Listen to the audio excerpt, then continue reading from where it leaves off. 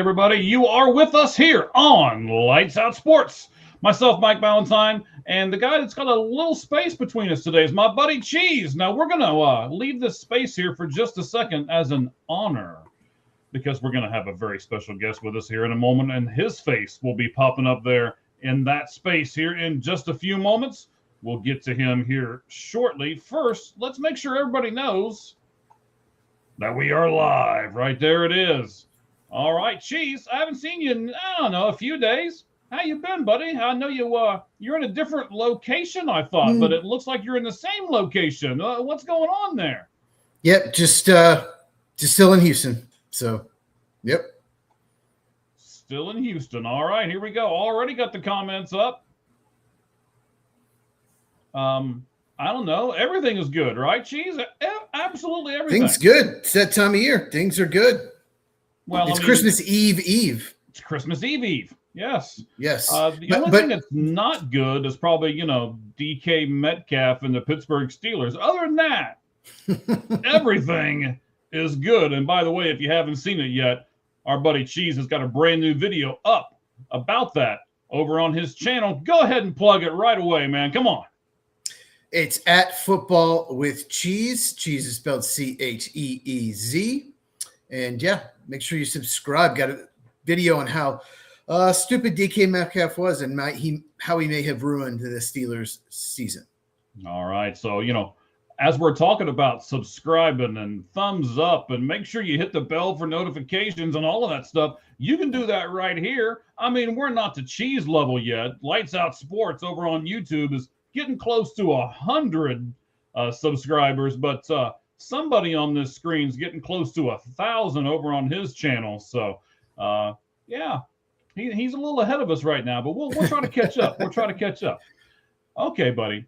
So, as you know, one of the big things that we do right away in the beginning, we do lots of things in the beginning.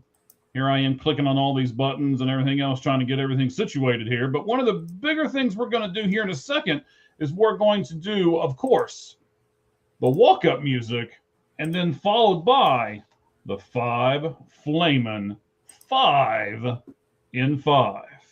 Should be interesting. There is a Packer question this time. We'll get to all of that here in just a moment. But first, oh, look at this. You got a real fan here. We'll be in Green Bay this Saturday. Go Pack. It's going to be nice and warm, I bet. I'm sure that it will be. I just hope they have a quarterback. Game in Arizona with a blanket on. So, yeah. That's how cold it's going to be. It's going to make me put a blanket on. Let's see. Yeah, go ahead and look it up. Tell us exactly how cold it's going to be. So, what's today? Okay, well, it's 20 there right now. Tuesday, sir. Thank you. Podcast you think I'd know? Yeah. So Saturday, the low is actually 30.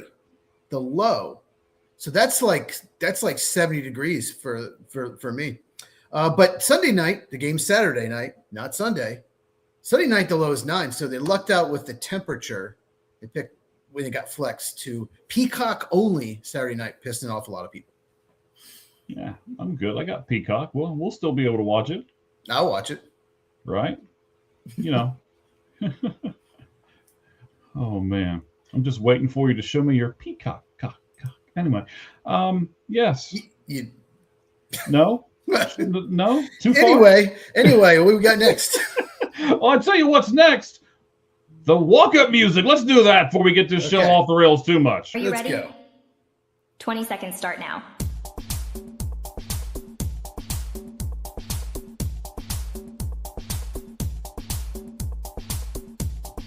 Ten seconds remaining. 5, 4, 3, 2, 1.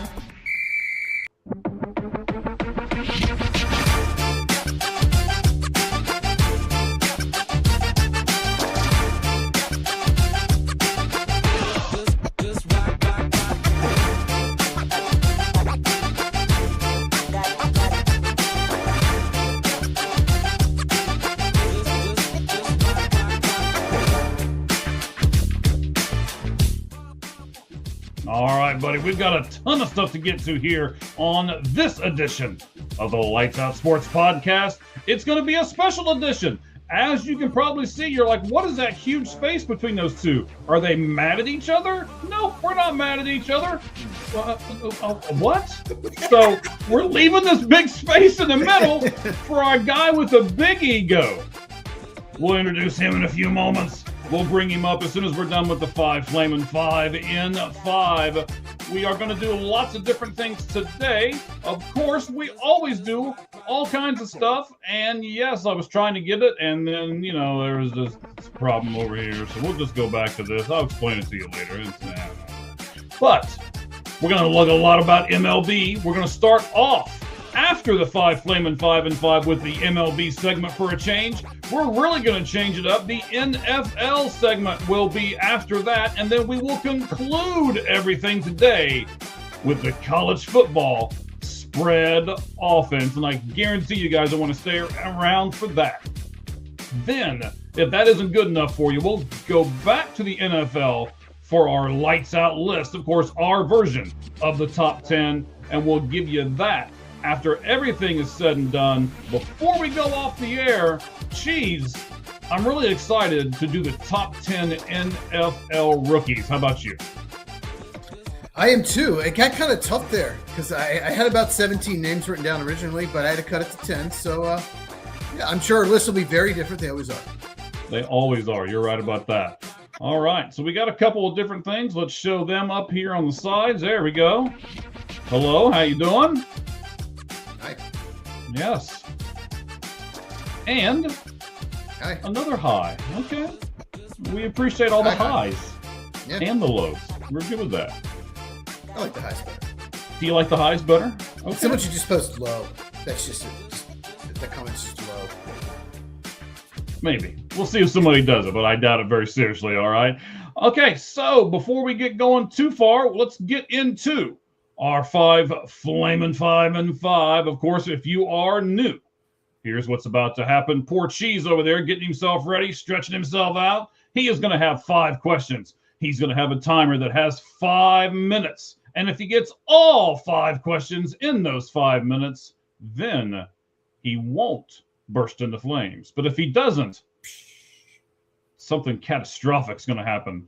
We've never seen it because he's always gotten all 5 questions in that 5 minutes. So, are you ready, Cheese? I'm ready. Let's do this.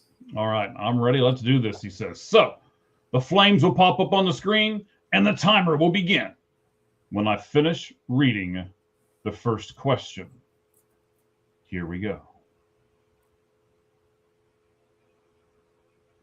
Courtesy of Charm Sports. That's at Charm Sports. We'll plug all those people. We get a lot of stuff from these. And Cheese, one of these days you're going to figure out most of these questions just come from our feed on our Twitter account. But, hey, it's okay. You could get a head start on these. But quarterback Cam Ward, over his last 6 games, is 129 for 202. That's a 63.8% completion rate. 8 touchdowns, 1 interception, a 90.3 passer rating with 1 touchdown. And he has with 1 rushing touchdown. Let me throw rushing in there. He has 3 straight games now with at least 2 touchdown passes, and he has 2 straight games with over 100 passer rating. So the question is, now that you can kind of see that Cam Ward's getting better and better and better, and he's starting to kind of figure it out, Cheese, here's my question. Will Cam Ward ever lead Tennessee to an AFC South title? And why do you think so? Or why do you don't think so? Here we go. God, that's tough because the division's gotten really hard all of a sudden. No one really expects Jacksonville to be this good. The Colts, if they had a quarterback, would be really good. Texans have been good for several years. So I'm going to say no because he'd have to play a long time because they're nowhere near those other 3 teams, despite him playing better. So I'll say no, he's not. Unless he becomes a franchise quarterback, he's there 10, 15 years, then probably just circumstance he will. But I'm going to say no. All right, you're going to say no, and that's fine. Next, let's move on Oh, you're going to love this question. I can just feel it coming now. Kansas City Chiefs tight end Travis Kelce has the most Pro Bowl votes of any player in the league for the second, what are you rolling your eyes for? For the second consecutive year. In fact, you ready for this number? He has 157,000 more votes than any other player. So, Cheese, should fan voting be taken away, or should the Pro Bowl just be forgotten? The Pro Bowl should just be forgotten. It's not even a game anymore. I haven't watched. Last time I watched it, I think Marshall Faulk was in it. Let's put it that way. No one cares about it. They don't even do a game anymore because they're worried about injuries. So I don't know. Coaches and players should just vote. They should name them, and that's that. Don't even have a Pro Bowl. And if you don't, anyone watching, you don't know why he won for the last 2 years. It's because he's dating Taylor Swift. Her fans are voting. Travis Swift Kelce, that's his name. Travis Swifty. He has not been nearly as good the last 2 years in the rest of his career. He shouldn't be a top 5 tight end probably in the voting. It's absolutely ridiculous. So you sound like you're a little upset with the results. It's just stupid. Okay. All right, Zay Flowers of the Ravens made it. He has 2 touchdowns and 3 fumbles this year. You should give big stats when we're trying to get you closed out within 5 minutes, all right? You're going to get me all wigged out over here. I kind of want to burn in flames. This is fun. Okay. According to On3 Sports, Brett McMurphy, I want to make sure I give him his credit there, Brett McMurphy. According to, he is on 3 Sports. Ohio State coach Ryan Day says he will take over the play calling with OC Brian Hartline now being the new head coach of USF. Will this have any negative consequences for the Buckeyes moving forward? I think the main thing it might hurt is the wide receiver recruiting. He was outstanding at getting the best receivers. They've had the best receiving core for several years in a row in the country.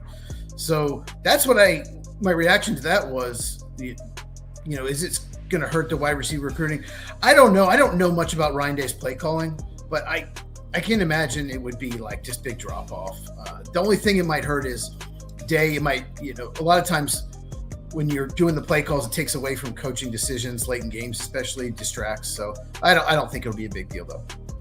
All right, so we're going to save the Packer question for last, and we're going to give you this question. According to Mike Kennedy, another guy that we follow at Mike Kennedy, of course, Brett McMurphy we follow, and Sharm Sports, all of those places that we follow, we've gotten these questions from. Now, going back to Mike Kennedy, he says the Saints have used Spencer Rattler and Tyler Shough as quarterbacks this season. Not real great. Yet, Chris Olave has 92 receptions. That's 5th in the league. He has 1,045 receiving yards. That's 6th in the league. And he has 8 receiving touchdowns, which is also tied for 6th in the league. Here's my question, Cheese. Should he be considered a top 5 receiver in the NFL? I wouldn't go that far, but he's had all these concussion issues. If I drafted him on my fantasy team, I probably would have won. I would have won if Jared Goff would have thrown that touchdown at the end. But anyway, no, I don't think he's there. But he's getting. Hurry up. You got 30 seconds. He was always really good, but top 15, but not top 5. All right. Lastly, Packers quarterback Malik Willis is in the final year of his 4-year, $5.16 million rookie contract. Can Willis be a QB1 somewhere else in the NFL? Average at best, probably slightly below average. He's great, real athletic, but consistent game-to-game passer. I don't think so. I think he's just more of a bridge if you draft a young guy. I don't ever think he becomes a franchise starter. All right, you got it again, buddy. Almost died. Excellent job. I was a little worried there for a minute, but you got it. This is fine. I'm in flames. This is fine. Right. So a couple different things we got here. And, we kept saying that, we like highs and we like lows. And, we were hoping somebody would just do low.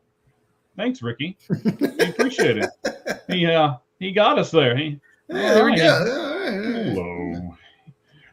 Let's do another one. How about, we'll talk about them in the football segment. We definitely going to talk about them. Yes.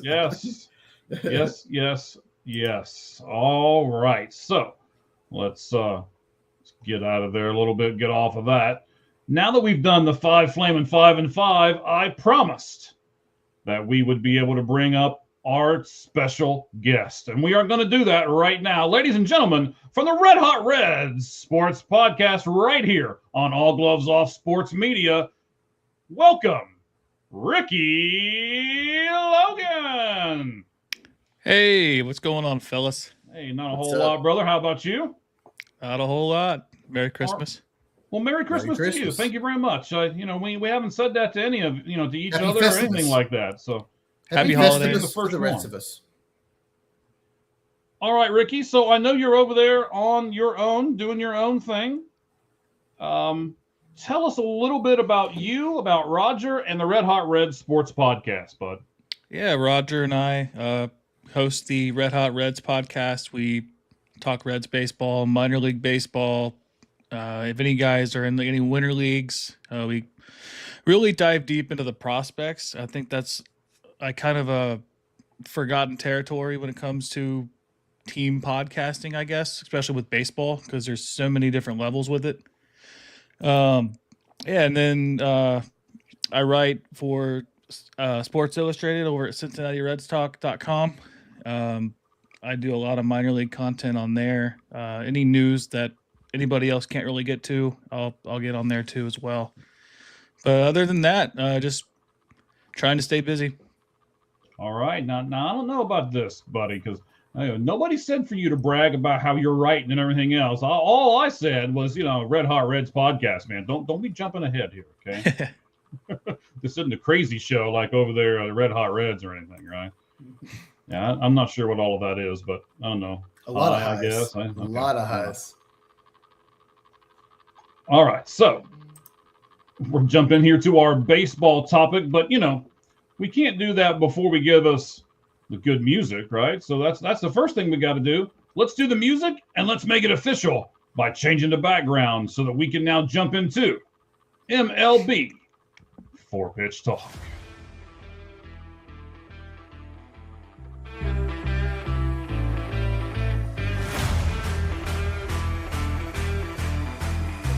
Ricky, you're about to find yourself in a bunch of fire.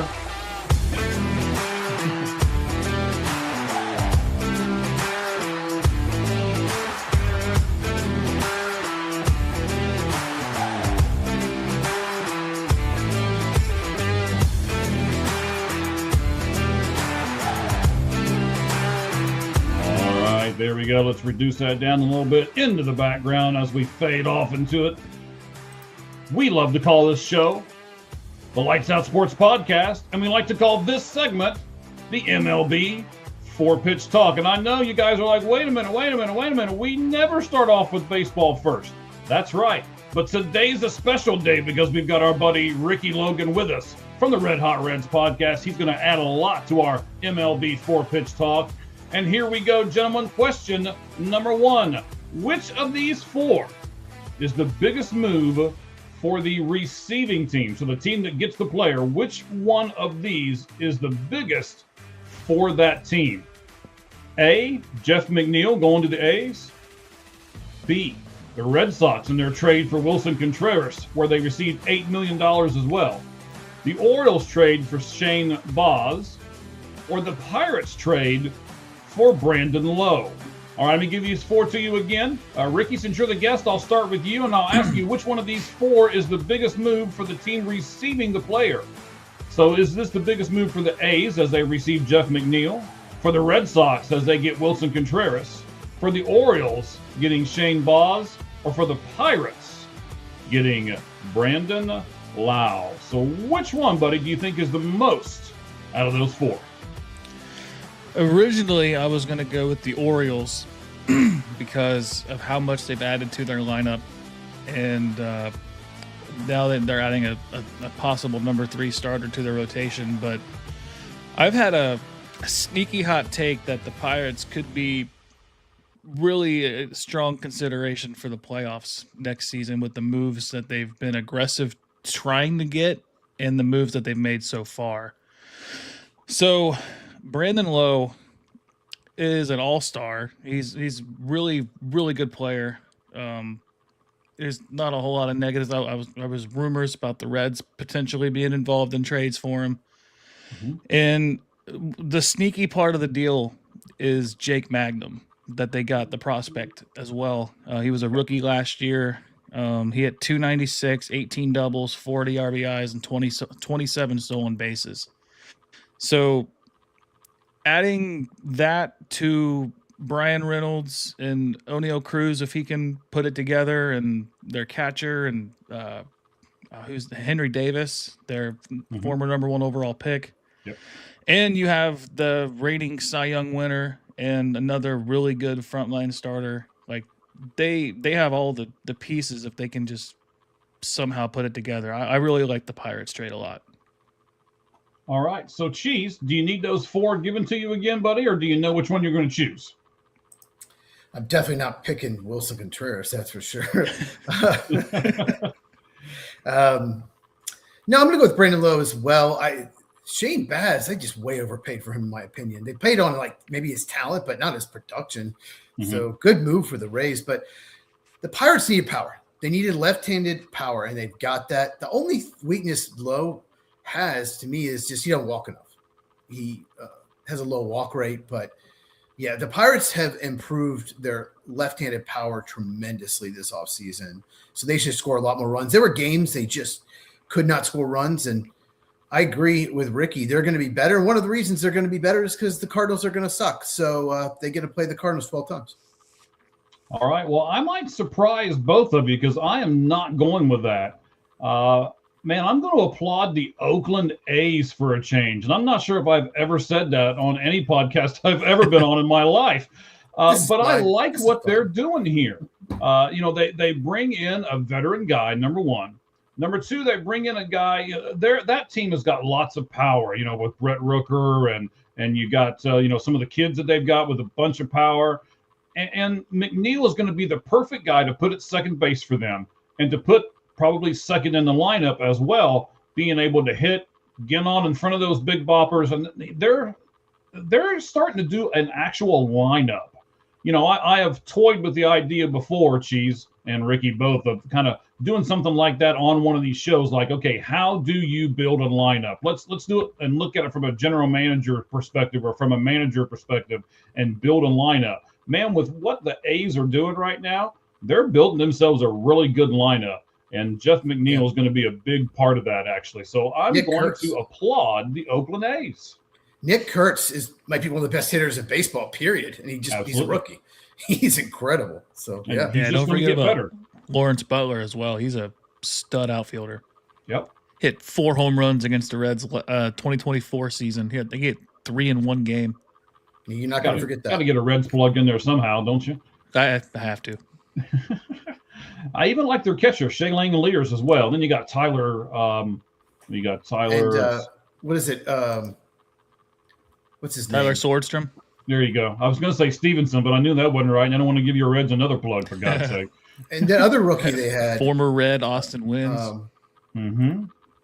What's his name? Jacob Wilson. Jacob Wilson. Yes, Jacob Wilson. He's incredible, too. They have so many good young bats. Absolutely. Yep. Just hoping the Vegas thing falls through. Why are you hoping it falls through? I'm from Sacramento. I want him to stay up there. Oh, okay. Sacramento, well, maybe we'll have to do that this year. We'll all have to get together and go to Sacramento, and they're I think got this season and next season, I believe. But yeah. I tell you what, though, that new stadium in Las Vegas looks pretty slick. Yeah, it really looks pretty awesome.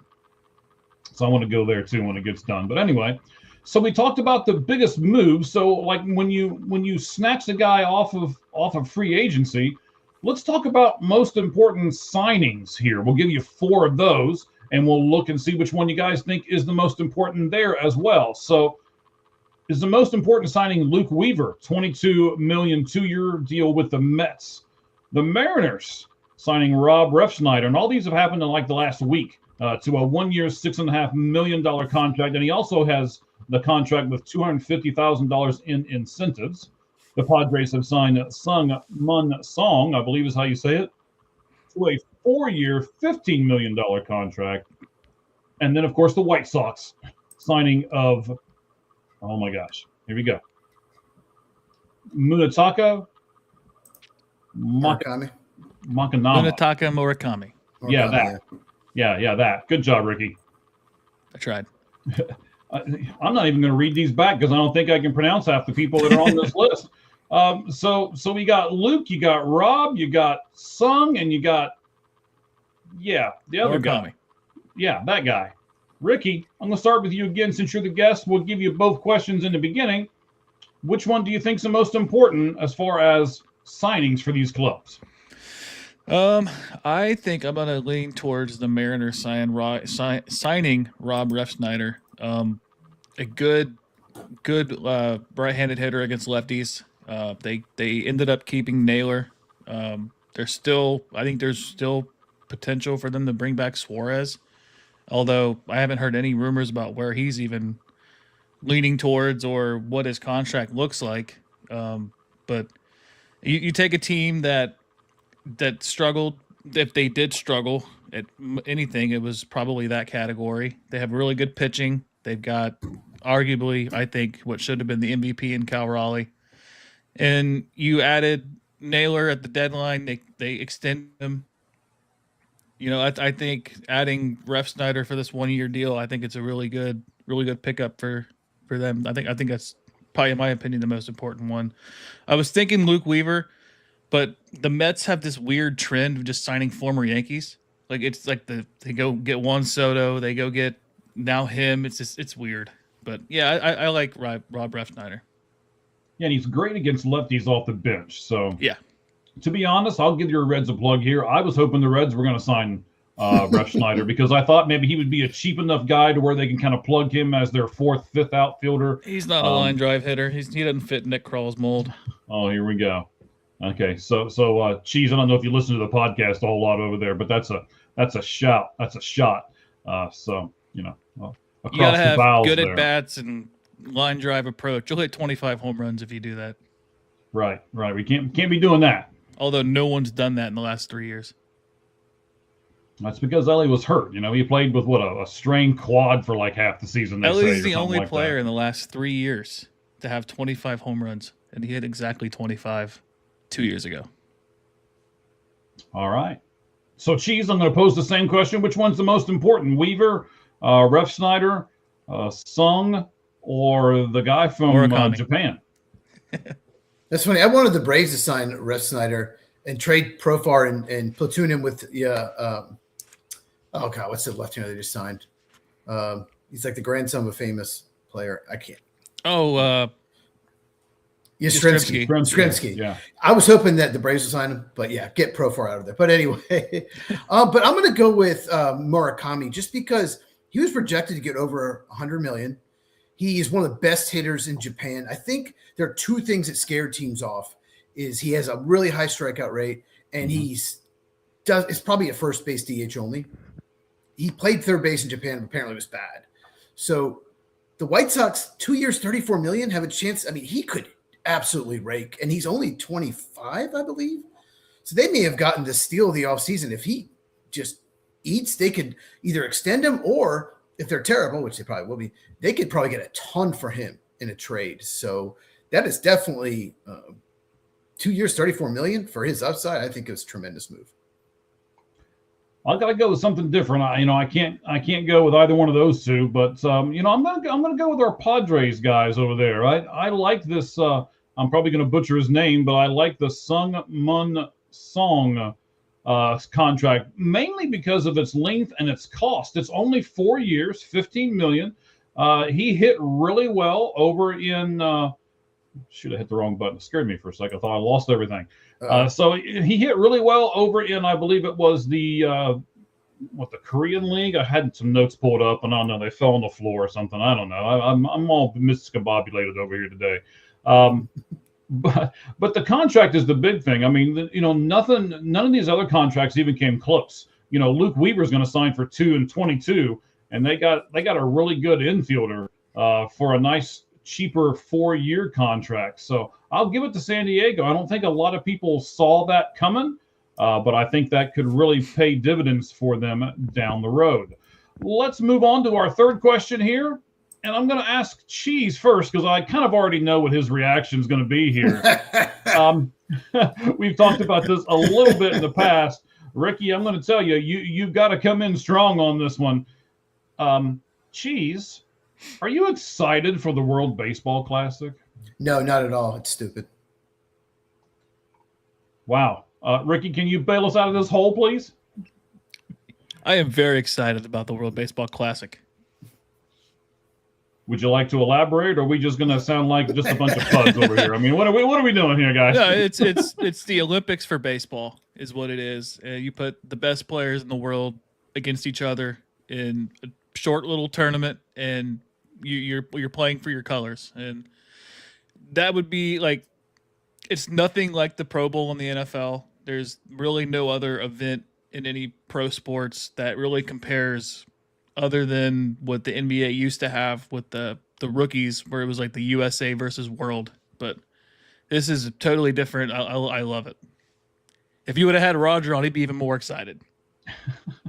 Well, Roger didn't email me like you did and said, "Hey, I'm free," and I was like, "Oh, well, okay, let's do it." So, Ricky, I'm going to stick with you a second because that other guy over there in the corner doesn't like this stuff at all. But what does the team still need to add? If you look at the notes, I put all the position players and the pitchers up there. What does the team still need to add in order to be a viable contender in your mind? Well, I saw where I think Pete Alonso hasn't really confirmed himself playing yet. That would be a good first base depth behind Bryce Harper. Mm-hmm. Bobby Witt, your starting shortstop. It'd be really cool if you can get somebody like why am I drawing a blank on his name? Wilson, skip me on that one, but Jacob Wilson would be cool. Yeah, Jacob Wilson would be cool. You're right. Yeah, it would be a good. That'd be a really good. Listen to the guy over there in the corner that doesn't like the World Baseball. See, we're gonna get you to liking this thing before this segment's all said and done. Yeah, do you want me to tell you what I think of the World Baseball Classic? No, I really don't, because I don't want our fans to just up and tune away. Okay, we've only got a few. All right, don't chase them away. But yeah, I mean, I guess if you're looking to add anybody, like as far as pitchers, I think their rotation's top notch, but.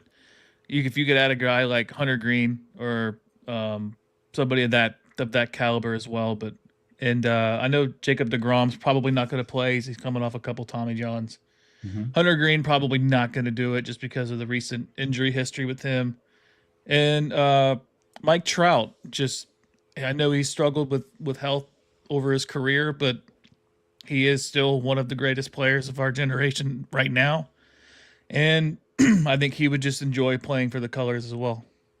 Now you can understand though, right, Ricky? And Cheese, I'll ask you the same question here in a second, but you can understand if the player is injured or has had injury problems in the past, why they would go, no, I don't care if this is for your country. I don't care if you do want to wear that uniform. You wear our uniform first, right? Cheese, can you understand the team saying, no, you're not playing for the World Baseball Classic? Yes, that's absolutely.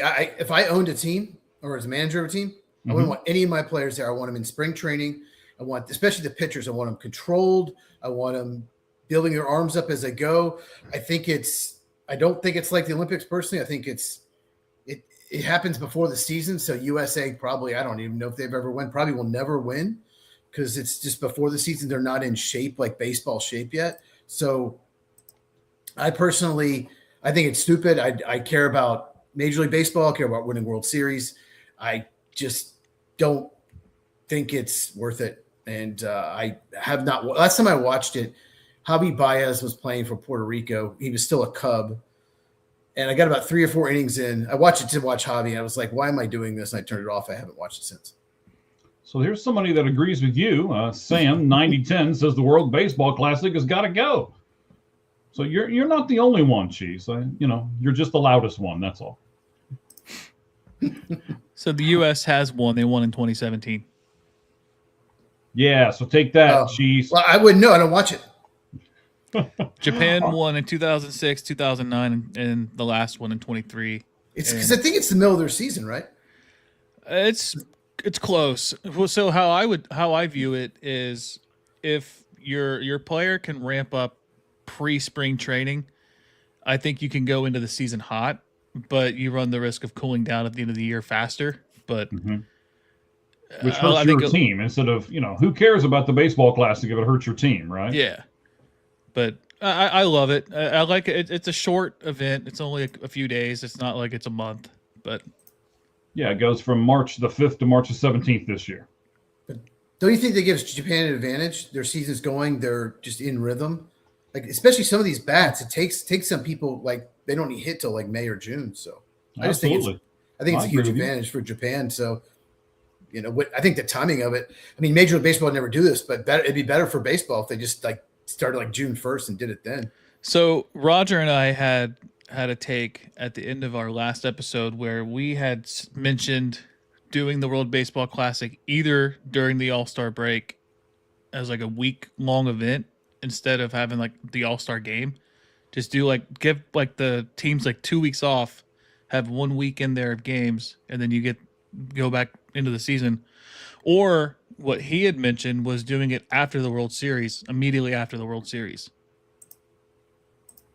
Yeah, I don't mind either one of those. I'm not sure if I want to do a 2-week break in between there because the people who aren't going to participate in that are going to have to do something for 2 weeks to keep themselves amped up.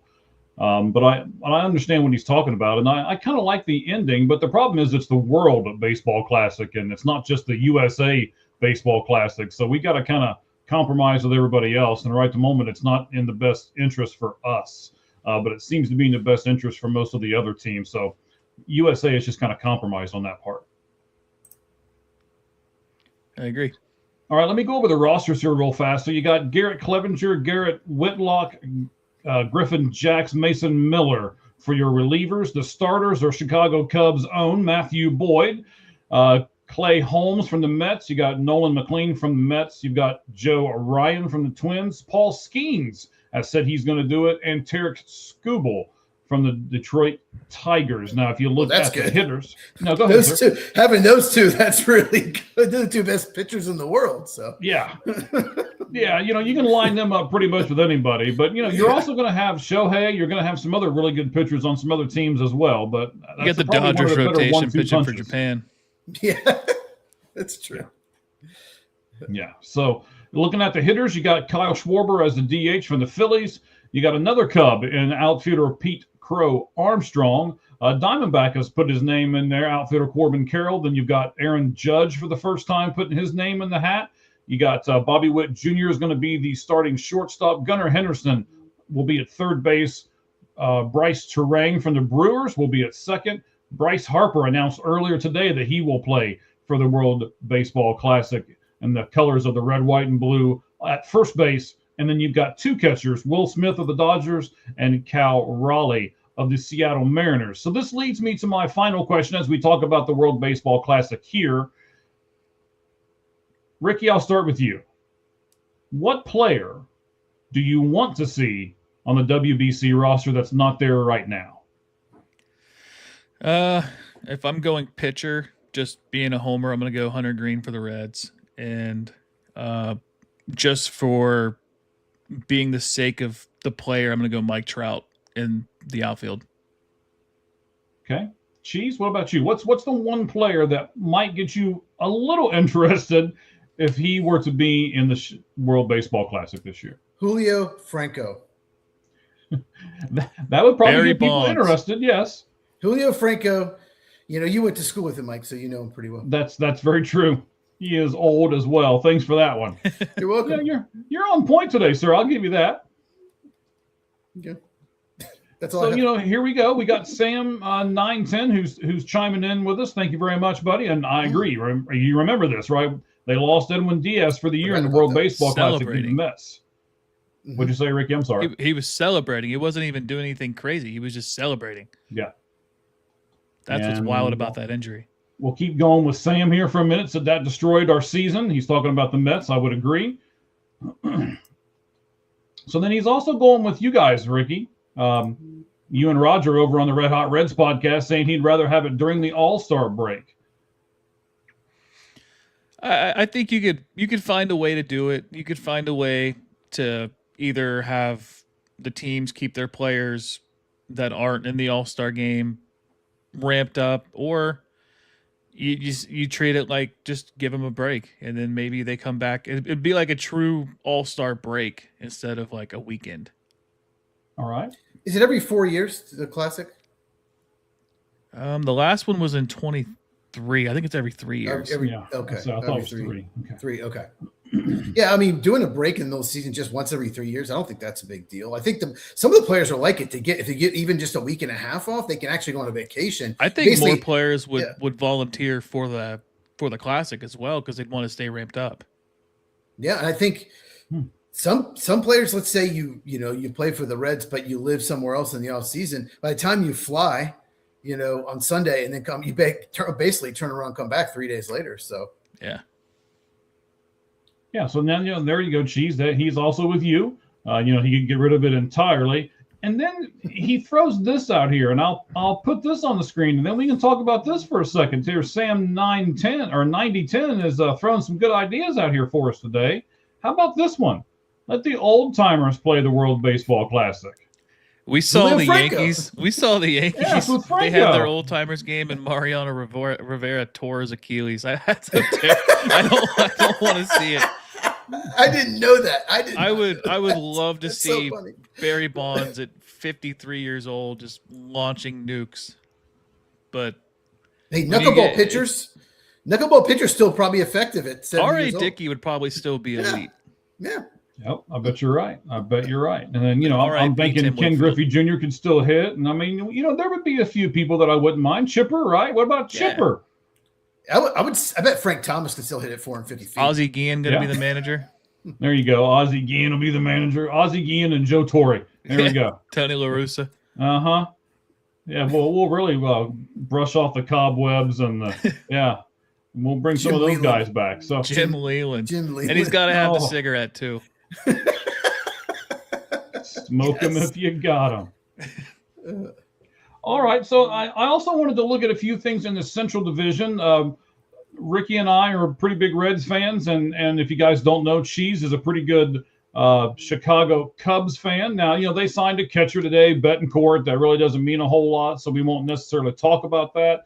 But, Ricky, what about this trade that may or may not happen? Luis Robert Jr. is rumored to be possibly going to the Reds. Talk to me about that. Do you want this? Do you not want this? Do you want it under certain parameters? The latter. The talent that he showed in 2023 is what you hope you get if you trade for him. That was obviously his best season. He won a Gold Glove. I think it was his rookie year in 2020, also the shortened season. But he's got a lot of talent. He's going to be expensive. I think he's owed $20 million this year. Yes, that's correct. And if I'm the Reds, I know they're really tight on budget, but if you could trade for him and take on that, that's a good one. If you didn't know, Bobby Bonilla is still making money from the Mets. They deferred it to like 2031 or something. Right. Yeah, he's still got like 10 more years on that deal. It's crazy. That's gonna be Shohei Ohtani here in the future. That is. We got to shout out Sam 9010 there. He's coming up with some good stuff today. Yeah, he's a big Mets fan. He's a big Mets fan. Yeah, going back to Luis Robert, if I'm the Reds, if I could find a way to take on his full contract and give up less to get him, I'm all for that. Mm-hmm. But knowing them, they're gonna need Chicago to take on some of the salary, so they're probably gonna have to give up a decent prospect. I'm looking at like Chase Petty or someone of that caliber, or if you can get the money the way you want it as the Reds, you could give up a lower end top 30 prospect or even outside of top 30 with a major league caliber player like Christian Encarnacion Strand, something like that. Mm-hmm. He hasn't been healthy in the last couple of years, but he really kind of turned it on towards the end of last season. And that gives me hope that if they were to make that trade, I think him not having Great American Ballpark's center field is relatively small compared to most ballparks, especially Chicago's. So I think there's a little bit less risk injury-wise, at least with physical contact injuries. But yeah, I mean, he's got the talent. He's going to hit 25 home runs, which the Reds haven't had. And he's going to take over center field. And then with that, you're moving TJ Friedel to left field, and that improves left field that we haven't had a good left fielder in the last couple of years as well. Okay. I like it. I want to talk a little bit about Ketel Marte for a second. I'm going to bring it up to both of you here because, you guys are both teams in the Central Division with the Cubs and the Reds. I think that the Reds have what it would take to secure a Ketel Marte trade if they really wanted to. The Arizona Diamondbacks, who I know really well as well, being out here in Arizona, really want controllable pitching back. But they also want high-end controllable pitching, like AAA guys. To be honest, Cheese, you guys don't have a whole lot of that in the Cubs system. So and the Cubs, what they do have, they're not trading pitching. So okay, and you know what? He's not going to be a Cub. He's not going to be a Cub. No way. And that's smart. Thank you. I'm trying to hold it in and not kill the microphone there, but I think all those texts you keep getting just making you sneeze. That's what it is. You keep hearing that phone go off, don't you? I know. Yes. It's actually sitting kind of far away, and it's still going off. I keep checking to make sure it's not me. It's not. Nope, it's me. It's me over here. So, Ricky, I think that the Reds have what it takes. Now, I'm not going to want them to trade Hunter or Abbott or anything like that, but I think, like you mentioned, Chase Petty. Maybe even a Rhett Lauder if you really want to trade somebody like that to get Ketel Marte, because he is an affordable offensive bat. And that's what the Reds need. They don't need an expensive offensive bat. We both know they need offense. They were 14th in the National League out of 15 teams. So they need offense. What would you say if they had to trade, let's say, 2 pitchers in the top 20 in order to get Ketel Marte? Are you still on board, or are you like, no, I don't want to trade that for him? Well, I look at the pitchers that we have currently in our top 30, and a lot of them are rookie level pitchers other than Lauder and Chase Burns. And I'm not trading Chase Burns now. What about Chase Petty though? Chase Petty, I could see it because I think a change of scenery for him could benefit. And I think pitching in the NL West, other than pitching in Colorado X amount of times, is going to be a benefit to him as well, because more expensive ballparks, especially in LA and San Francisco. Mm-hmm. And if you go by our top 30, I think our number 10 prospect that they drafted him this year, Aaron Watson, and he's out of high school, so you're not going to see him in the majors for at least probably 4 or 5 years. Right. And I just don't see who they would take on. I mean, the only pitcher I'm seeing on here is like Julian Aguilar. He made his debut in 23, but he missed all of 24 with Tommy John. Maybe someone like that. Brandon Williamson could be an arm you throw into. Mm-hmm. Major league caliber, missed all of last year, had Tommy John. He can be a really good left-handed pitcher. Other than that, you're looking at like Nick Lodolo, or I'm not moving on from Andrew Abbott, but Lodolo I could swallow only because I don't think they're going to re-sign him, and he's only got 1 more year after this coming season of team control. And he's got the wrong agent too, by the way. Yeah, and you're looking at a really good contract, especially if he pitches like he did this year, where he was actually healthy 99% of the season. So it's going to be a difficult trade. And what scares me with Marte is you're looking at a 32-year-old second baseman when you have Matt McClain, who is really good defensively, struggled offensively.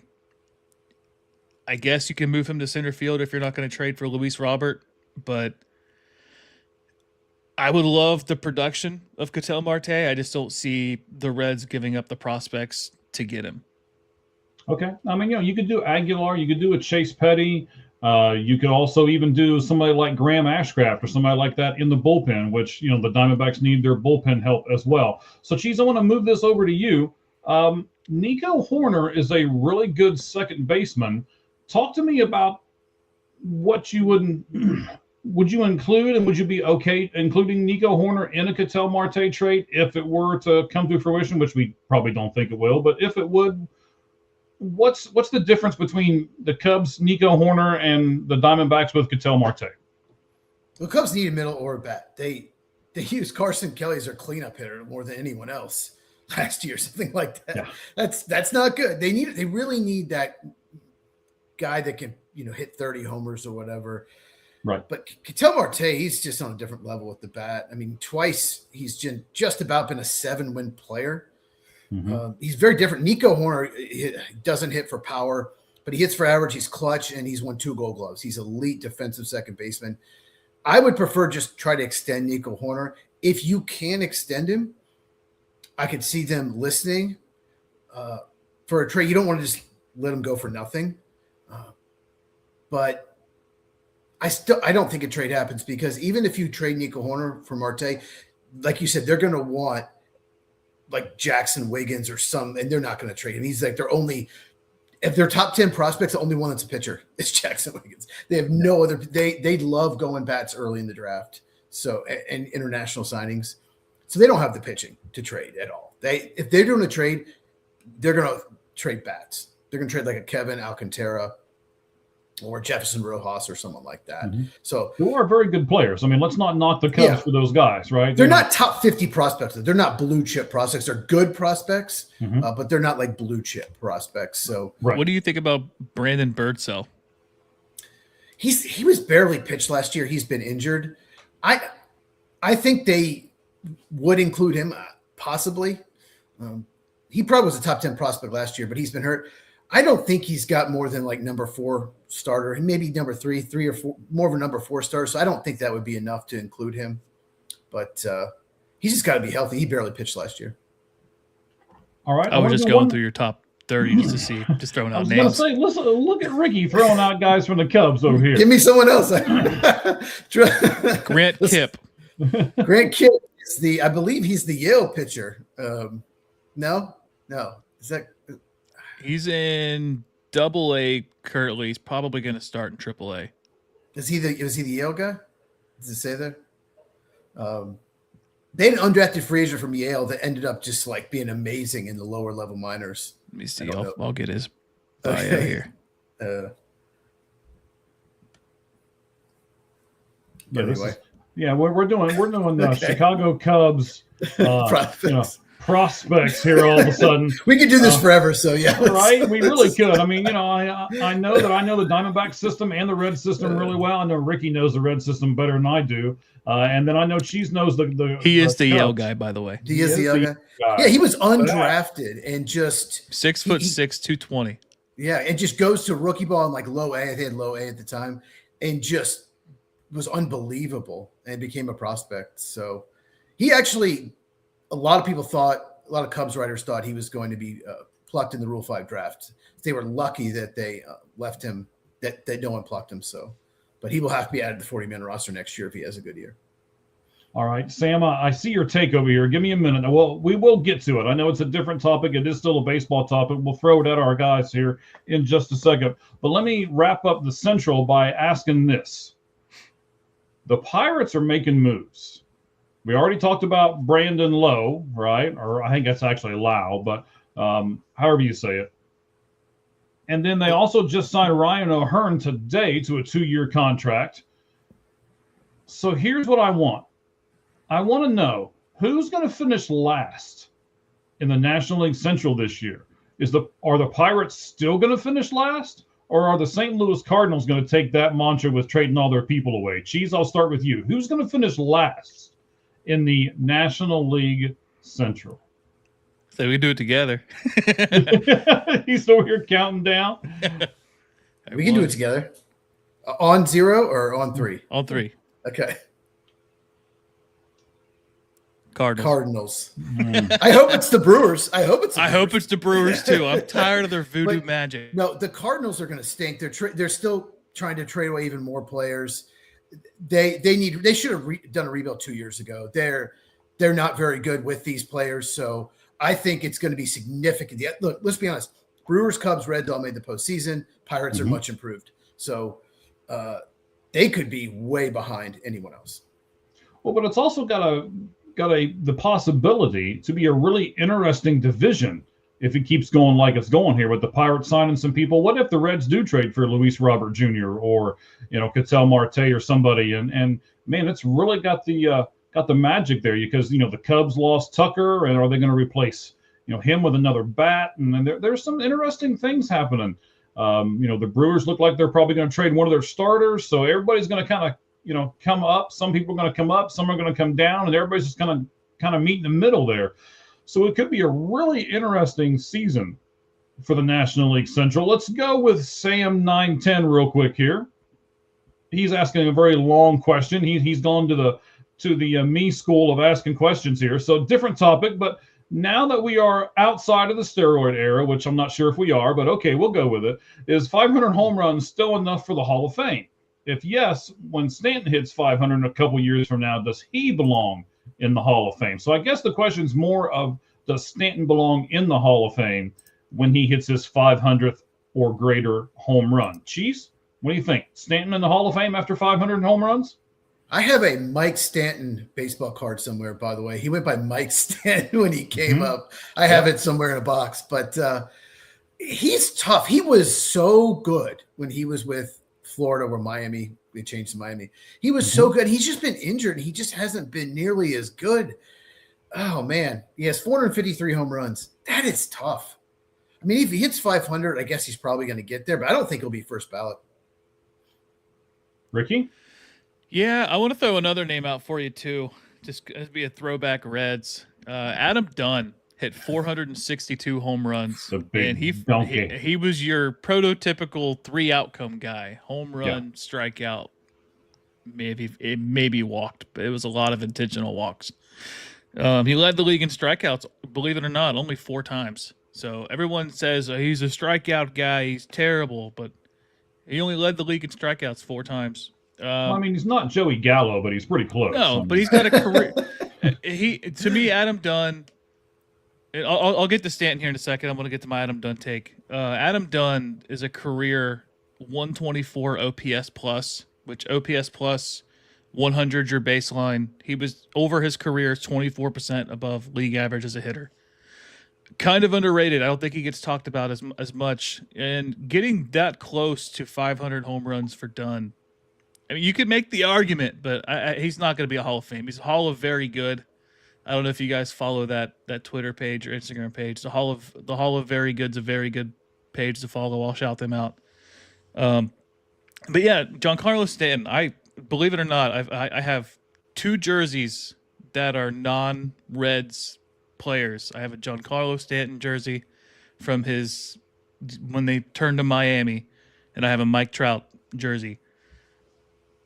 Giancarlo Stanton, to me, is the most fun swing to watch from the right-handed side of this generation. He hits the ball with so much power, and it looks effortless.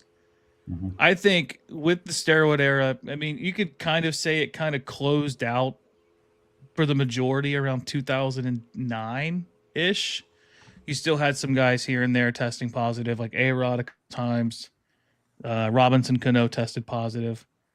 But I think 500 is still enough. And honestly, I think getting out of the steroid era, I think you could drop that number down to like 450. I think if you could see a guy hitting 450 home runs getting in the Hall of Fame, just depending on their overall production. Okay. I mean, I'm not sure if we do one stat anymore. I think because we have so many stats available to us, we want a player who is really good in multiple things because, we've got 30 or 50 different stat categories now. So if he's just good and only one, we look at the rest of them and go, no, he's not good enough. Cheese, what do you think? I know I kind of jumped in there before you did, but go ahead. No, but I just want to talk about Adam Dunn. He would be probably better chance if he's in this era.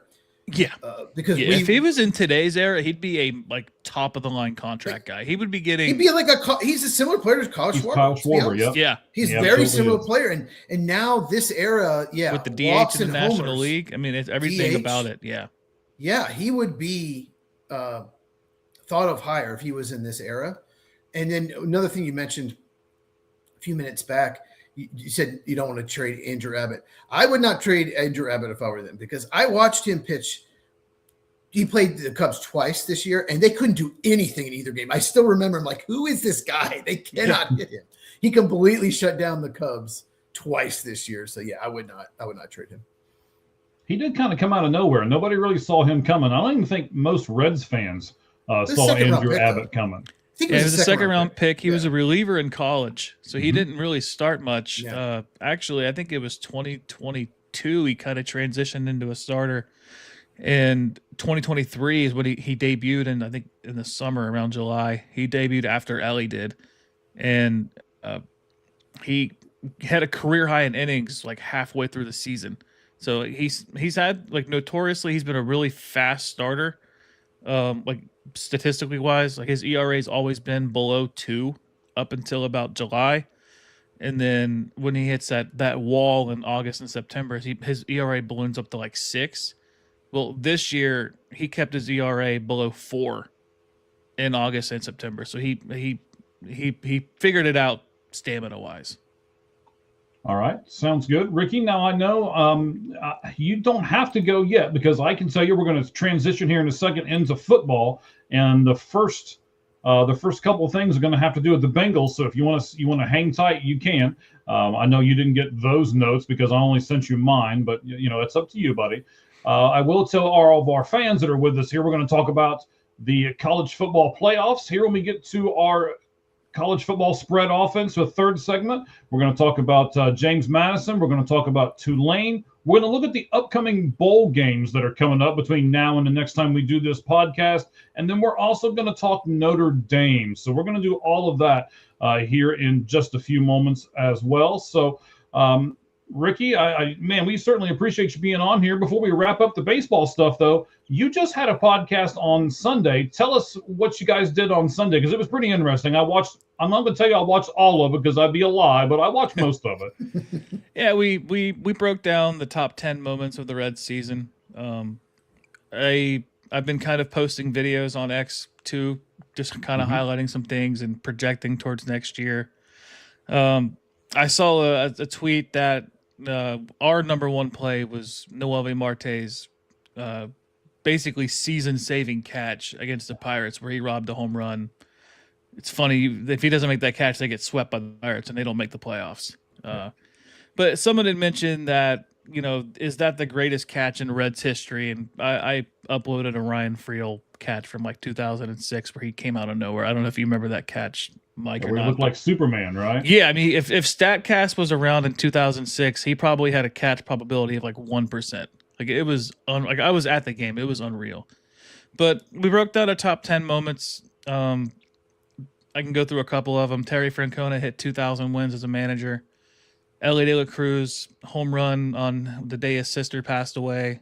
Hunter Green's first complete game shutout. Andrew Abbott's first complete game shutout. Nick Lodolo's first complete game shutout. Like, there was a lot of first. Yeah, his what's it against the Cubs? I don't know, but they couldn't hit him at all. I don't think it was the Cubs, but I just remember they lost. I know both the those one games. was against Cleveland, and famously the last out of the game looked like it was going to be launched into Toronto, and it just fell short of the warning track. But yeah, we broke down the top 10 moments of the year. I think the week before that we did or 2 weeks before that we did our top 30 prospects, our rankings. We really like to dive deep, and once this into the prospects, like once the season starts, we'll go more into like weekly recaps and stuff like that. We do a lot of interviews. You've been on there, Mike. We've had some notable people on there. Yeah, that was the worst interview you ever did, by the way. Yeah. We'll get you back on for another one. Cheese, we'll get you on there too. Talk Cubs. Absolutely. So against the Cubs, 7 innings, 1 hit, 1 walk, 8 strikeouts, 1 goddamn hit. The shutout was against. Was against. Look at Cheese pulling up all these stats and everything. Look at him. I Look have at to go him through go. all the He's games. a football guy, here it ladies and is. gentlemen. He's pulling up all these baseball stats. 3 hits, 1 walk against Cleveland. Yeah, 1-0. Wow. I think he had a no-hitter going into the 8th, I think, because I remember Jake Fraley made a diving catch in right field to preserve it, which ended up breaking up, but it was incredible. 2 starts in a row against the Cubs too. He went 12 2/3, 1 run, and Jeez. and won both games. Yeah. All right, Ricky. So you're talking about all your stuff here. Plug yourself, buddy. What's your YouTube? What is your X? Give us all your spots, bud. Yeah, X is at It's Ricky Logan, all one word. YouTube's Red Hot Reds podcast. We also stream on your X as well, I believe. You can find anything that I write about on SI at CincinnatiRedsTalk.com. And yeah, I try to stay active on there. I try to respond to as many people as I can. I follow back people for the most part, unless they're like obvious trolls. But yeah, I like to have fun on there. We got a couple of those today, yes. But I will tell you this, something that Ricky doesn't like to take credit for, but he should. Ricky is our graphics guy here. So everything that you see, like when we do the watch along and you see the stuff on the side and, the stuff at the top here right now, the symbol that you see back on the background on the television behind me, the same symbol that's in the corner up here, all that stuff is Ricky Logan. And buddy, you have really made a big difference to All Gloves Off Sports Media, you and Roger both with your podcast. We're going to, believe it or not, I think we're going to be adding up to like 5 or 6 more podcasts to this network here in the coming year. I asked you earlier and you delivered to me. It'll be up on our X spot here probably within the next 24 to 48 hours. There'll be a link tree up there where we can get all kinds of stuff off of it. And we are really looking forward to getting some more sponsors here. I'm in talks with 4 different people right now trying to get some more stuff for us. So the All Gloves All Sport Media platform is really taken off. Cheese is a big part of that with his show. And of course, Ricky and Roger is a big part of that as well with the Red Hot Reds. So we appreciate everything that you are doing, buddy. So I'm going to give you the option here, man. You going to stay for a minute or you need to bug out and go play with your kids? I think I probably should get with the kids, but I'll give you a Bengals take.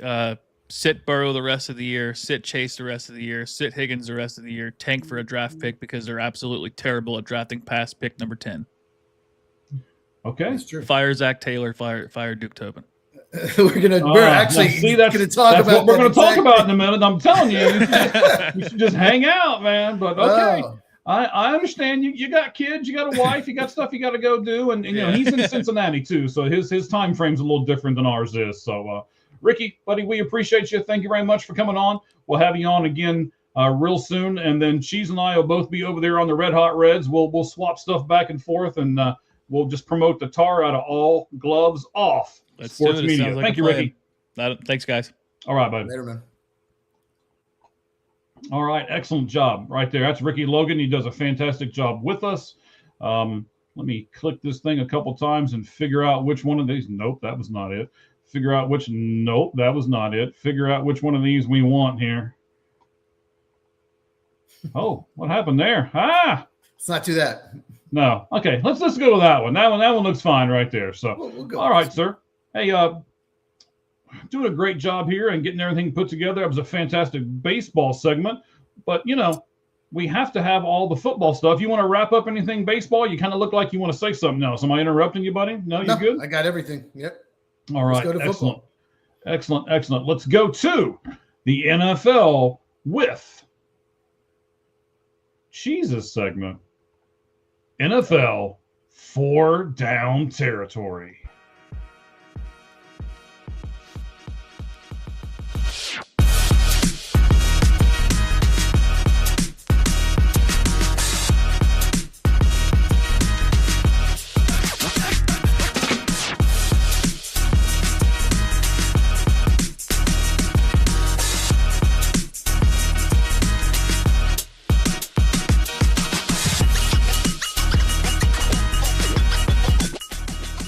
All right, Cheese, give us a preview, buddy. What are we going to do on NFL 4 down territory over the next few minutes? We're going to talk about the Bengals and Cardinals and whether some people should be fired, just like Ricky brought up. We're talking about the Jaguars, how well they're doing. We're going to talk about how a bunch of teams are going to dome stadiums in the near future. And we're going to talk about Tankathon. It's Tankathon season for draft picks. I like Tankathon myself, especially for a few teams. But all your look at teams, that. it seems like Tankathon's your thing. All your teams seem to I be know. bad. I don't even know why. I don't think they'll start working doubles on Sunday. I don't know why I'm even here trying to watch anything. Oh man, you're right. It is pitiful. So, Cheese. Yes. The NFL segment is yours. Where do you want to start? Let's start with your Bengals and Cardinals. Those are your two teams. Both teams expect to be in the playoffs. Before the season started, both have had really disappointing years for very different reasons. Mm-hmm. We'll get too into that. The reports out there, and these are reports, it's not a fact, that both franchises are keeping, that Bengals are keeping Duke Tobin, their top executive, head coach Zach Taylor, that they're safe. And the Cardinals reportedly are going to keep Monty Ossenfort, who's their GM, and head coach Jonathan Gannon. So let's just start with Duke Tobin. He runs the Bengals draft. Do you think he should be retained? No. The Bengals have drafted terrible. Ricky said this, alluded to it kind of before he got out of here. They have gone with, and here's the philosophy, and if you don't believe me, you can look it up for the last handful of years, right? They have basically kept their offensive players, and they have signed offense in free agency, and they've gone with drafting defensive players. Well, they have drafted defensive players over the last 5 or so years, and hardly any of them have panned out. I do like Miles Murphy. I do like him. I think he's going to come on. But beyond that, I don't see a whole lot of anything that really has me excited on the defensive side of the ball for these guys. So because that's what he's drafted and he's the one doing it, no, that guy needs to go. We need to get somebody in there who knows what they're doing as far as draft capital and stuff goes. You know what? I nominate Cheese. Cheese is the next draft capital analyst for the Cincinnati Bengals. I do better than him. There's no team that takes more chances on super high ceiling but super low floor players, and it has not worked out. No. And it's like Kajana Carter, you could do that once, maybe one first round pick every 5 years, take this huge chance, but you can't do it every year because you're going to miss on some of those. You're not going to hit on all of them. Yeah. So I agree. Yeah. Duke Tobin, he needs to go. They need someone much better. And what about head coach Zach Taylor? Do you think he should be retained? I don't mind Zach Taylor, but here's what I don't like. And I mean, he's not okay. He's staying with us, even though he's not on the screen anymore. So I'm not a fire Zach Taylor guy. He does the press conferences really well. I think there's qualities that he does. Calm down, Ricky. I think that if you wanted to put takes, just stay on the show, man. So we already knew that. He already told us right before he left. you, Ricky Logan, had a golden opportunity that not many people get, which is to be on the Lights Out Sports podcast, and then you go off the Lights Out Sports podcast, and then just put takes up here. So, all right, well, okay. I hope that you're having a good time with your kids while you're typing. So, made whose career? Oh, Zach Taylor, I guess that's who he's referring to. Here's what I don't like, and I don't like it about Zach Taylor. I don't like it about any of these coaches. That's one of the reasons why I brought it up earlier in the 5 and 5 when I said Ryan Day is going to take over play calling. I think you're asking one guy to do a lot when you are the head coach and you're looking at everything else and you're trying to manage the clock and you're, all that kind of stuff. And then you're calling all the offensive plays.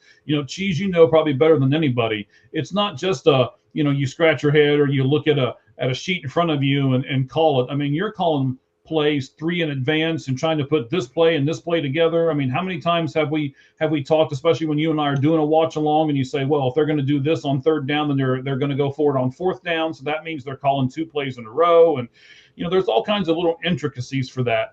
I don't think you should have a head coach that calls the plays. And that's where I think the Bengals and Zach Taylor are really messing up here. I don't think Zach Taylor's that good. I think he's a good head coach. But I was hoping Mike McDonald was going to get fired from the Dolphins and he could come over here and be our offensive coordinator.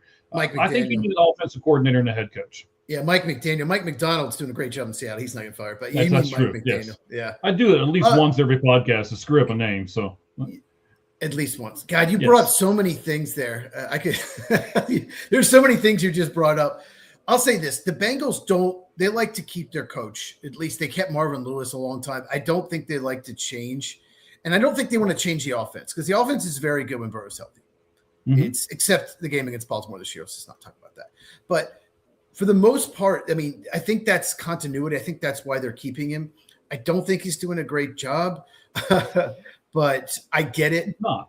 I could see it going either way. But I think it hurts the Packers as well because Matt LaFleur just doesn't know. He calls the plays and he just makes the worst decisions. So I figured you'd bring that up. Yeah, and Dan Campbell, he doesn't do it. And he seems to make a lot of really good decisions. Well, as the Lions. So, okay. So we talked about the Bengals. What about the Cardinals? Monty Ossenfort. He's been there since 2023. Came from the Titans. What do you think? Do you think he should be retained? Well, I think he has the opposite effect of the Bengals. We don't see anybody on the Bengals with any kind of prowess whatsoever. I see a lot of people on the defensive side of the ball that seem to be improving. They might not be superstars, but you're not going to have Micah Parsons on every team. So you're going to have to draft well. You're going to have to condition them well. You're going to have to teach them up. Branch, the I believe 4th round pick from Ohio State, looked really good in the game this past Sunday.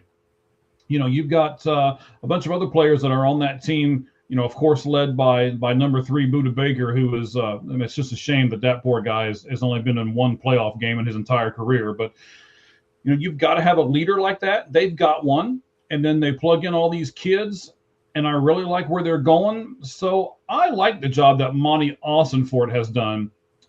I'm sure you saw the stat as well, and it's not even close. They had the most, I'm trying to think of exactly how it was worded,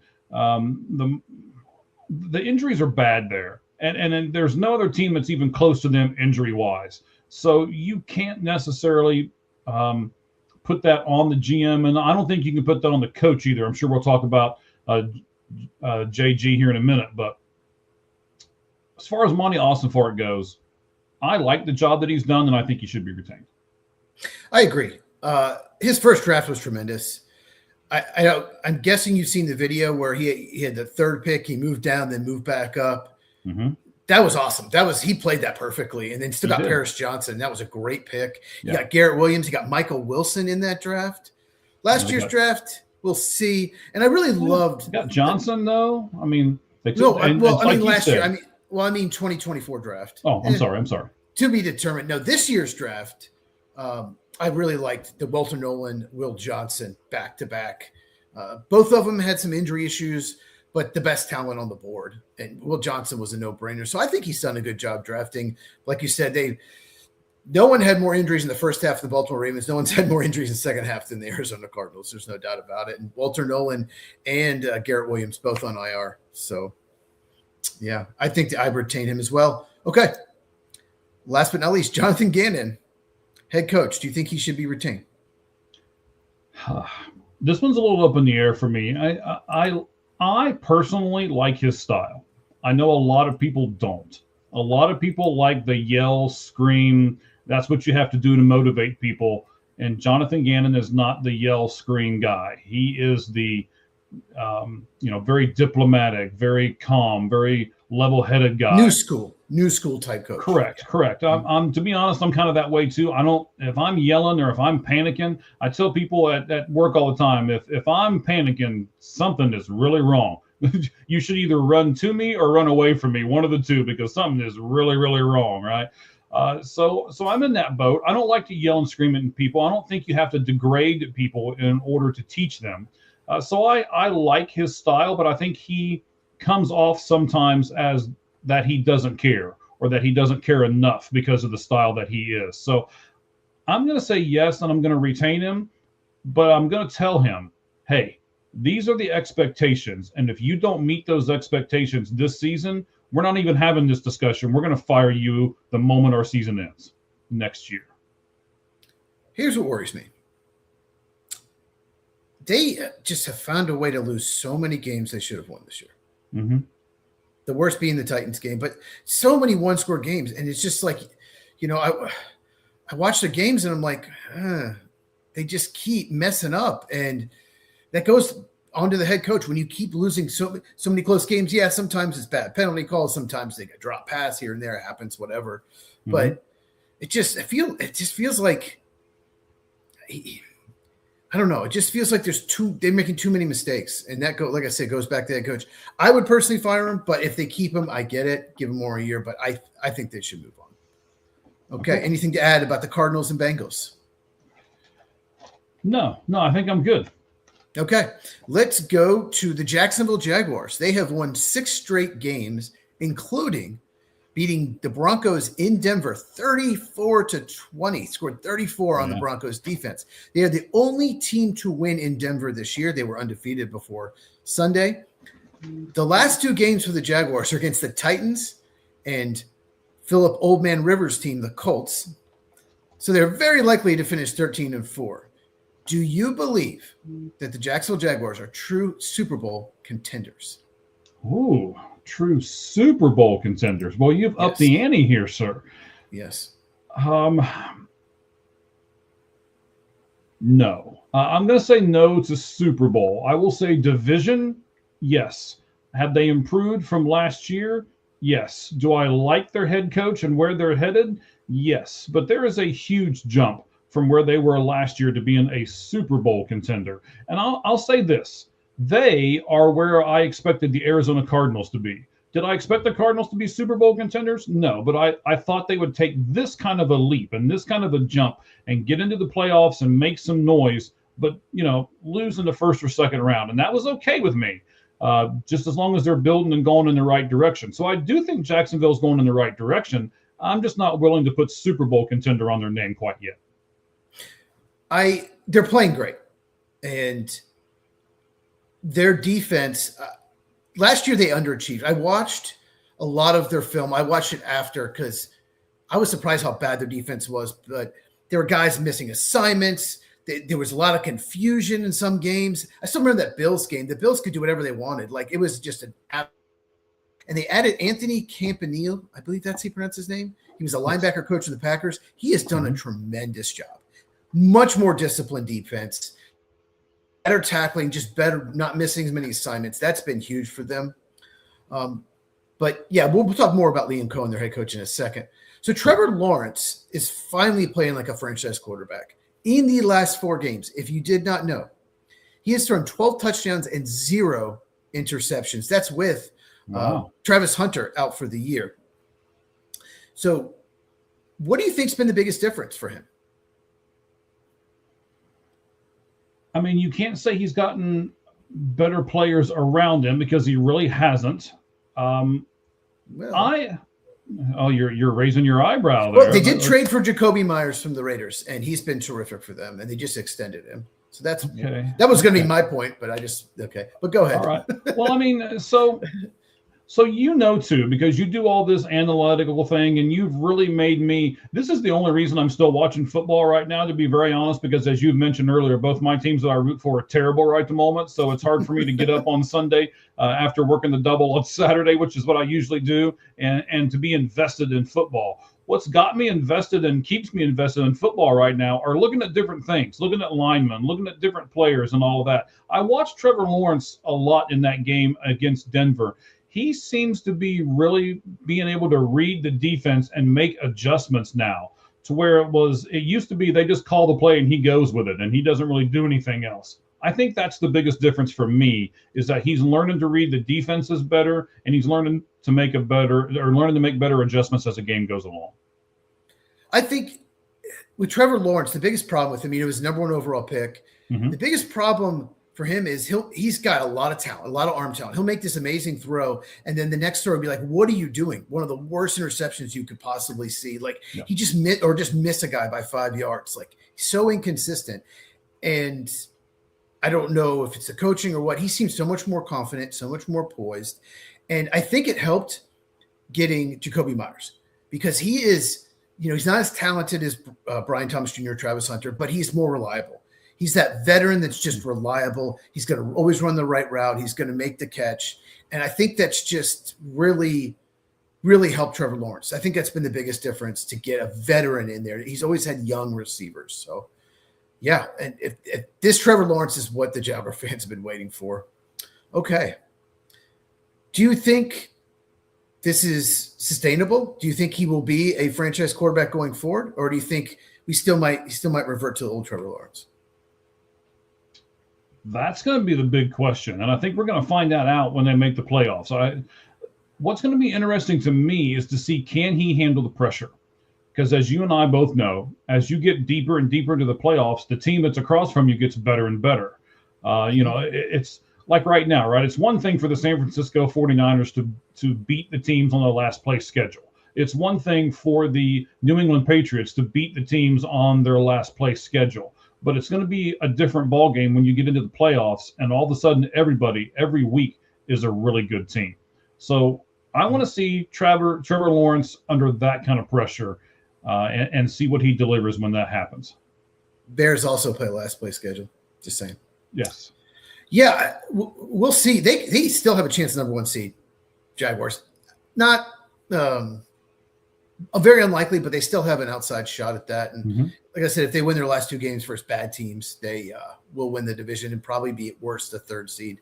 So yeah, we'll see what happens. They'll get that. They would get a home game then. Okay. Last question about the Jaguars. If they finish 13-4, they beat the Colts and Titans. Do you think Liam Cohen, would he get your vote for Coach of the Year? Or is there someone else that's ahead of him? Oh, man. I should have looked at these notes better and been a little more prepared here for this one. You've got some really good questions here this week, Chiefs. Thank you. Here's what you're welcome. I don't get a lot of compliments from you, so I have to say thank you. You better take them. I have to say that Mike Shanahan is right up there for me as far as Coach of the Year because of all the injuries and things. Or Kyle. Yeah. See, there we go. At least one. Now we've got two. So Mike was a very good coach too. He was, but because of all the injuries and things that Dave had to go through, how he's navigated the Brandon Ayuk thing, I will give him a lot of credit for that. But he's at least going to be the Jaguars coach is at least going to be in my top three right now. And we'll see how the season ends as to whether he'll stay 1, 2, or 3. I would have him second. I think he's done a tremendous job. He's changed the culture there too. Like I said, they were very undisciplined last year. I think the run game stunk the last couple of years. As soon as he got there, they became a great running team. So he's really improved that. And of course, Trevor Lawrence is playing well, but I still think Mike McDonald in Seattle has done a tremendous job. And I would still give him my vote, just slightly over Liam Cohen, but we'll see what happens. Okay. Third topic. It was announced that the Kansas City Chiefs, they're building a dome stadium in Kansas for the 2031 season. This is the third team that has announced a future dome stadium that is currently outdoors, the other two being the Bears and the Browns. So after these open, about half, just under half, of the NFL will have a dome or retractable roof, some kind of dome possibility. So my question for you is, do you prefer football in dome stadiums where typically you're going to get more offense to help the passing game? It's funny. I've really contemplated this question because I knew this one was coming. We talked about it a day or two ago when the Kansas City announced it. I understand what they're doing. I'm sure we're going to talk about this a little more in depth here in a moment, but I understand what they're doing. As far as do I like it because it gives me more offense, I don't really know if it does that. You know what? I'll say it this way. I like it better when it's snowing when I'm sitting on my couch watching it, but I wouldn't like it snowing if I'm in the stadium watching it. So I understand what they're doing. But I tell you what, though, there's just something about, Buffalo Bills football in January with snow all over the place. And you're just, I said it earlier, I believe when we were on, I can't remember if it was off air or on air. We were talking about Green Bay. I'm just like, it's going to be so cold in Green Bay that it's going to make me put a blanket around me in Arizona out here in 80-degree weather. Right. So I love watching it, but I wouldn't like to be a fan in it. I don't like it. I don't think anyone should have a dome stadium. I I think NFL should be played outside. Maybe I'm old school. Maybe I mean, there was a game last year where the Bills beat the Lions in Detroit 48-42. It was so entertaining. It was so fun. Not going to lie. It's fun to watch this kind of Jared Goff and Josh Allen were tremendous. And it was fun to watch.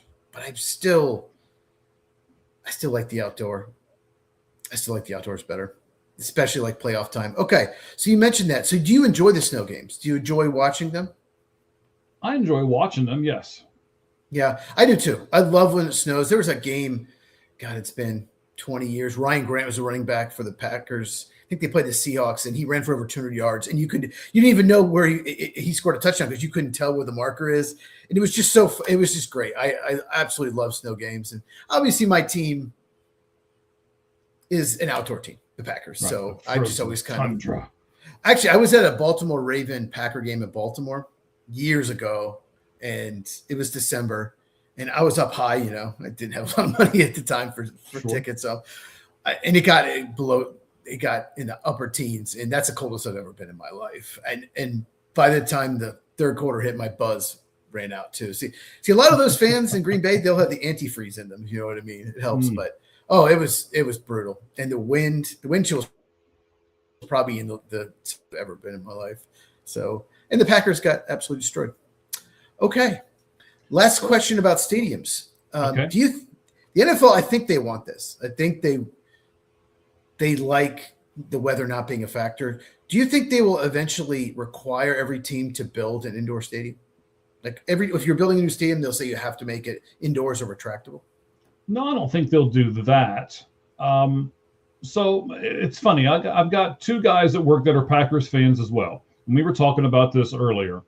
So my thing, and I'm going to bring it up to you now, is I'm banking there's already some kind of an agreement between Kansas City and the NFL that once Kansas City builds that stadium, they will host the Super Bowl soon thereafter, right? And they're looking at it as money. They're looking at it as revenue. And that's where I understand this concept from. Cleveland's in the same boat, right? Cleveland's never going to have a Super Bowl if their stadium is not some kind of dome, right? Green Bay is the same way. All of these Buffalo, same way. And they're building one that I don't believe it has I think they're going to stick with a traditional open air stadium. But what the NFL is going to try to do, which I think is interesting, is I believe they're going to try to do the draft in some of these colder weather places because the draft is not necessarily in winter time. I think they're going to try to pump revenue like they just did with Green Bay, right? And they just did it with Detroit not long ago. Mm-hmm. I even think they did it in Cleveland a few years ago as well. Yeah, it's late April, so it's warm enough. Yeah, right. So I think it's going to be an interesting dichotomy moving forward. If they're like, okay, if you make the Dome Stadium, we'll put you there. We'll put a Super Bowl there because let's face it, the Super Bowl was not for you and I. All right, you and I are not ever going to get 50-yard line tickets to the Super Bowl. It's for the Swifties. It's for Taylor Swift. She lands her plane on the field. Absolutely. Yeah. I mean, unless we become really, really famous and everybody knows the Lights Out Sports podcast, which could happen. They need to invite us. They need to invite us to Super Bowl, and we need a vote. We need to be able to vote for MVP, Coach of the Year, and stuff like that. We need votes. Yes, and we need to knock out the Pro Bowl. Anyway, so it could happen, but those tickets are not for you and I. Those tickets are for wealthy, and businesses that get them and give them away and stuff like that. So none of those people want to be cold. I mean, if you looked at Taylor and said, okay, all right, Taylor, we're going to have the Super Bowl in Green Bay this year. We want you to do the halftime show. She's going to be like, no. Make somebody else get out there and freeze their buns off, but not me. Even if Green Bay had a dome, they wouldn't. The city's not big enough to host a Super Bowl. It can do a draft, but not a Super Bowl. They'll never get it. But I think there are two teams that will never, ever do a dome. Two for sure, and that's Buffalo and Green Bay. There's no way. Their fans actually tailgate, and they love it. They, believe it or not, they love it when it gets below zero and the cold games. Like I said, Packer fans will get up at 6 a.m. They will for a Sunday night game, and you can see the parking lot. They're grilling brats, and they start drinking as soon as they start drinking at 6 a.m. and they drink all day. That's dedication not all, right there. Some of them do that. So, yeah, I don't think NFL will require, but like you said, they will encourage it. I think they like dome stadiums, and like you said, if you have a dome stadium, it doesn't matter where you are, you can get a Super Bowl. Right. And Okay. I mean, just before we move on, right? So out here in Arizona, we've got all these dome stadiums out here, right? So you got Chase Field that has a dome stadium on it, has a retractable roof. You've got State Farm Stadium. It does the Cardinals out here that has the roof on it as well. And not only are they hosting games, but they're both hosting college football playoff games. One's a bowl game. The Rate Bowl is going to be at Chase Field in a baseball stadium, but it's a nice warm weather spot with a dome on top of it. Why not, right? And I think that you're going to see venues, they can make extra money by doing stuff like that, get extra sponsorships, and get more TV time and things like that. So out here where it's 115 degrees in the shade, sometimes it's nice to also have a dome stadium and just pump that thing full of air conditioning.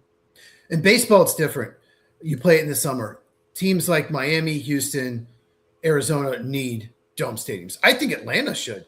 I went to a Braves game once in August. Never again. When I lived not far from Atlanta, when I lived in Tennessee, I could drive there. I would never go. I stopped going after June 1st. It's just too hot.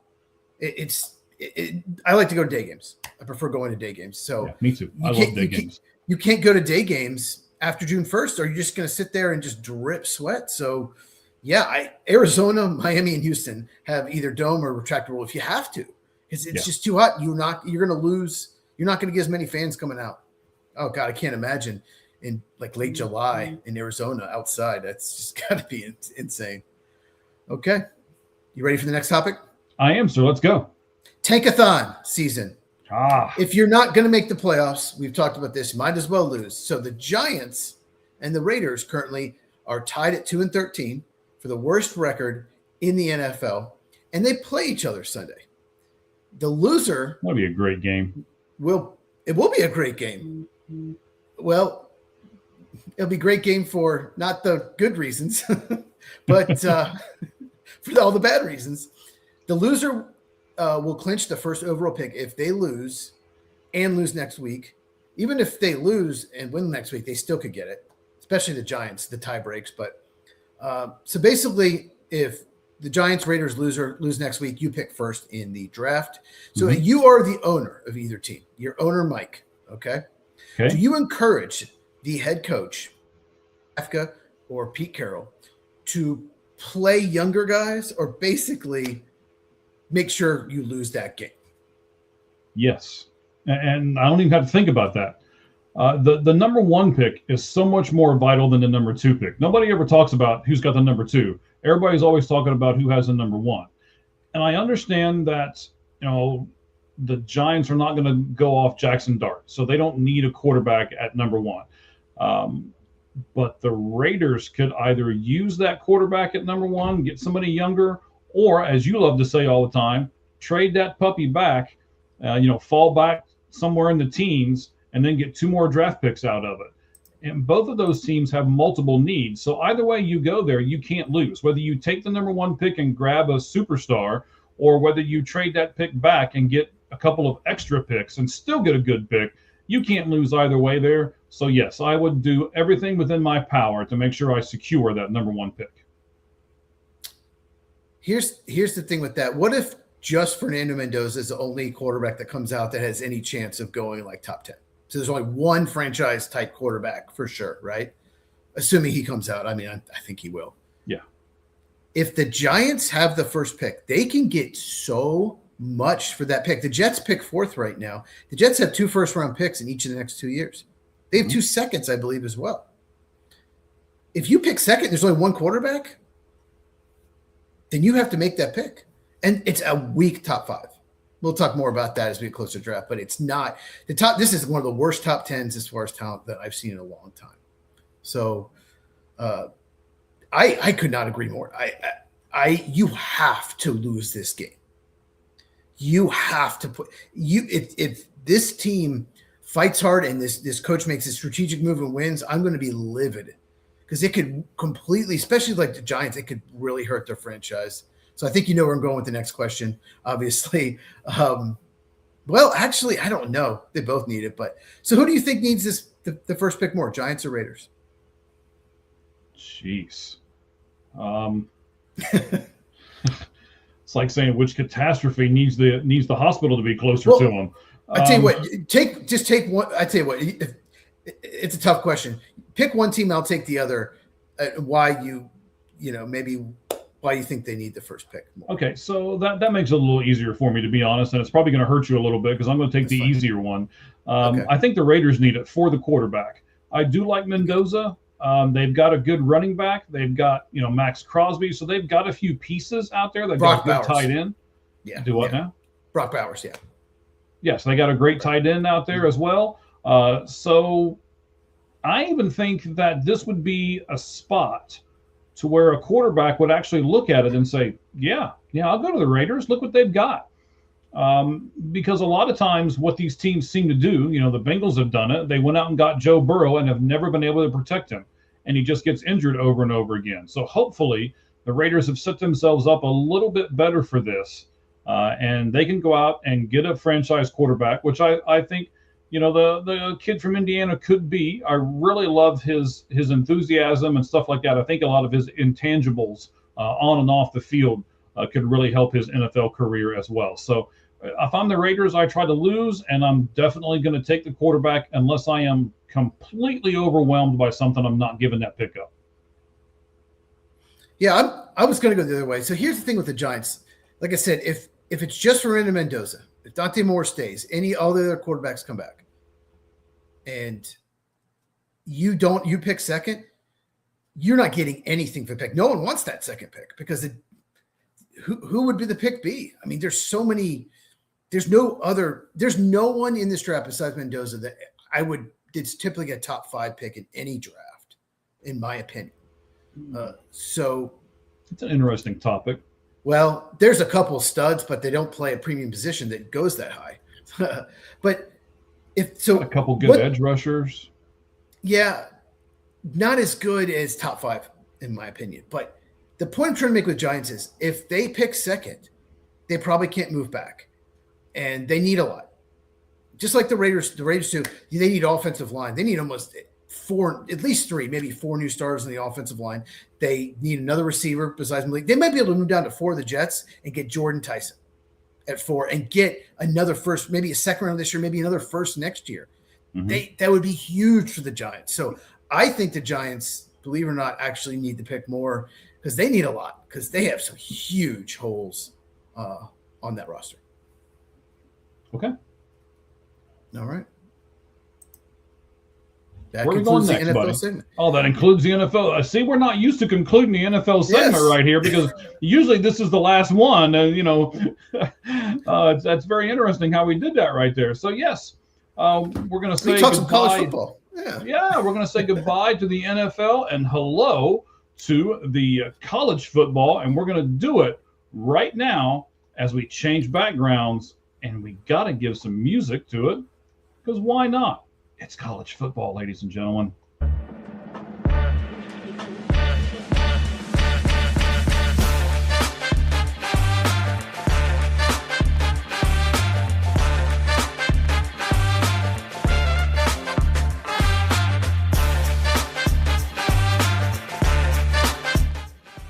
All right, guys, we are going to jump into this college football thing with both feet.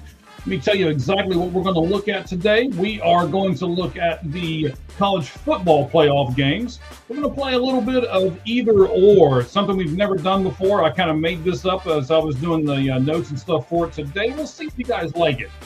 Comment and tell us here in just a few moments. We're going to look specifically at James Madison and at Tulane.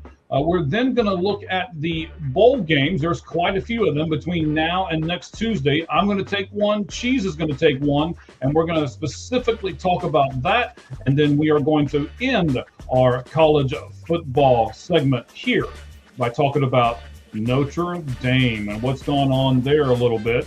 And the last thing that we are going to do is, of course, the lights out list, our version of the top 10. And that's going to be here in just a few moments. And the topic, Rookies of the Year in the National Football League. But before we get to all of that, let me give a few seconds shout out to Battle Bites. You can go to fuelyourbattle.com and use the code AllGlovesOff10. That's AllGlovesOff10 at fuelyourbattle.com. And you can get these great jerky bags and get 10% off of them. And not just the first time, every single time by using our code AllGlovesOff10. It's great for muscle recovery. It's got 26 grams of high quality protein and low carb clean ingredients. It is premium brisket and natural spices. Plus, one of the great things that we love about it here on our show is that they do 10% of all their profit to the Wounded Warrior Project. So 100% brisket, 1 gram of fat, 25 grams of protein, only 180 calories, and they've got several flavors: Reaper, Original, Sweet, and Spicy as well. So once again, go to fuelyourbattle.com and use our code AllGlovesOff10. All right, let's put everything else back on there. There we go. And we are set for the college football spread offense. All right, Cheese, let's dive into this. We're going to start off, of course, as we said, with the college football playoff games. We're going to play a little game of either or. And here's how we're going to do that. James Madison versus Oregon. So when James Madison had 509 total yards, they got 23 first downs and no turnovers, and they did score 34 points. I didn't think they would give us anything near that. Were you impressed by their offensive output, or most of those stats were accumulated when Oregon already had the game won and it doesn't matter? Which one would you pick? I watched until it was 34-3, maybe 34-6, and then the Packer game came on. And I had it on the other TV, but I was so I was watching on the commercials. But, yeah, I mean, it was a slaughter. They came out. A lot of it was garbage time. They were moving the ball, though. They were. Had trouble scoring. Dan Lanning came out, was not happy with the performance. Oregon got complacent. They got up, and they just kind of going through the motion. So I think it was more they accumulated after the game was won. But yeah, Oregon's going to have to play better defensively going forward. But I think it's the latter. Okay, so I mean, I was impressed with what James Madison was able to do. We'll talk about it here in a moment. I think I have a solution to some of this, and we'll discuss it as we get closer. But 509 total yards against Oregon's not bad. But you know, the problem was the points that they allowed Oregon to score. That was bad. So yeah, they couldn't stop Oregon. Yeah, absolutely not. So let's move on to the Texas A&M versus Miami game. And I'll say this, buddy, when you only score 3 points and you commit 3 turnovers, it's hard to win, even at home. And I was just stunned by the 10-3 score. So were you more stunned by the 10-3 score, or did you look at the end of the game and said, or Miami did enough to look like they belonged? I remember we on Friday we talked about this. You thought it'd be a shootout. You thought you look at the offensive numbers. Marcel Reed was awful in this game. He's been good for most games, but he's had like 3 games where he's just horrible. He was just terrible. Now, he didn't have a lot of help from his offensive line. There was a lot of pressure on him, but he made some throws. It's just like he just completely missed guys. He had a terrible interception. That game was awful. That was torture to watch. I just even Miami's offense looked terrible. They were missed. Both me with text messages. It was great. Both of these kickers suck. Neither one has a kicker. If it comes down to a kick with Ohio State, probably won't. They're not going to win. But that was torture. Just neither team looked like they belonged in the playoff at all. I'll just say that. Okay. Do Miami look like they belong? Look like they belong more in Texas A&M. Texas A&M is probably an 9-3 team that went 11-1. Probably not one of the 12 best teams. I don't know what happened to their offense, but it completely collapsed.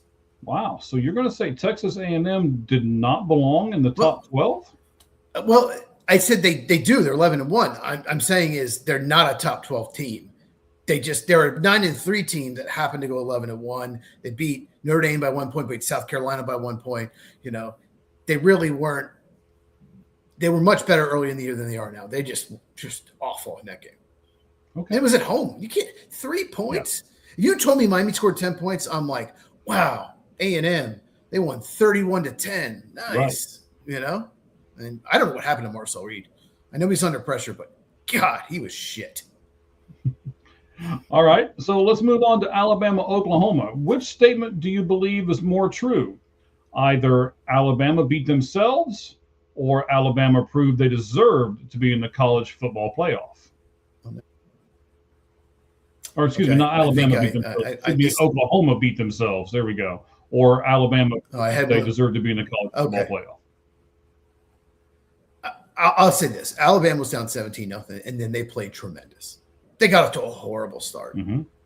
I got to give them credit. I think they proved they deserved it. They were outstanding after that, and Kalen DeBoer, you could see he was so pissed early on, and they just dominated the game the last 3 quarters, basically. So, I think they proved they belong, believe it or not. It's amazing that they played so well, considering how bad they played against Georgia like 2 weeks before. What do you think? Yeah, well, I remember when we were doing stuff live. I mean, I'm not a conspiracy theorist, and I know you pretty well by this point. Neither are you. But when the punt got muffed, and then they did a couple other questionable things. Pick six.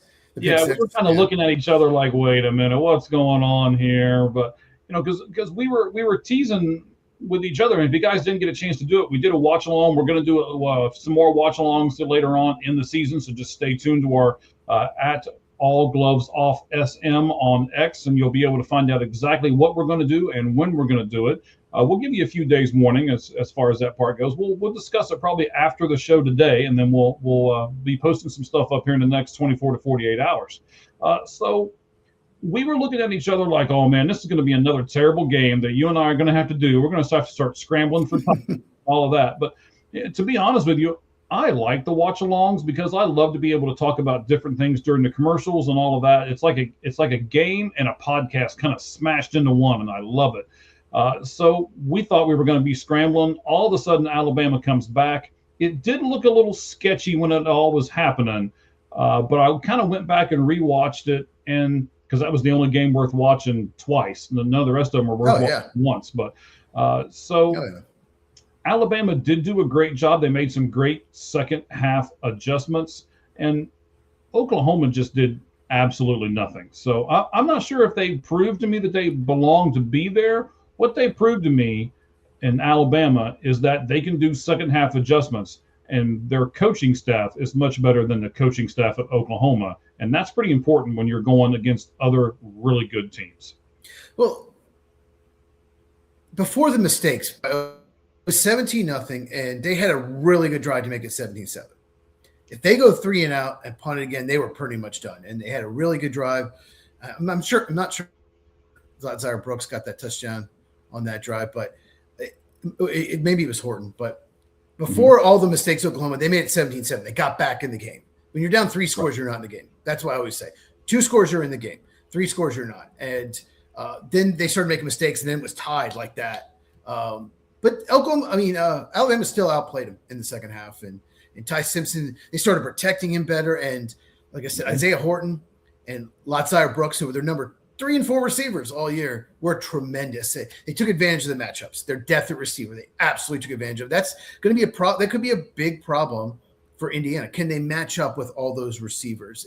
If Alabama does pull the upset, that's probably the reason, is because they have 4 NFL caliber wide receivers.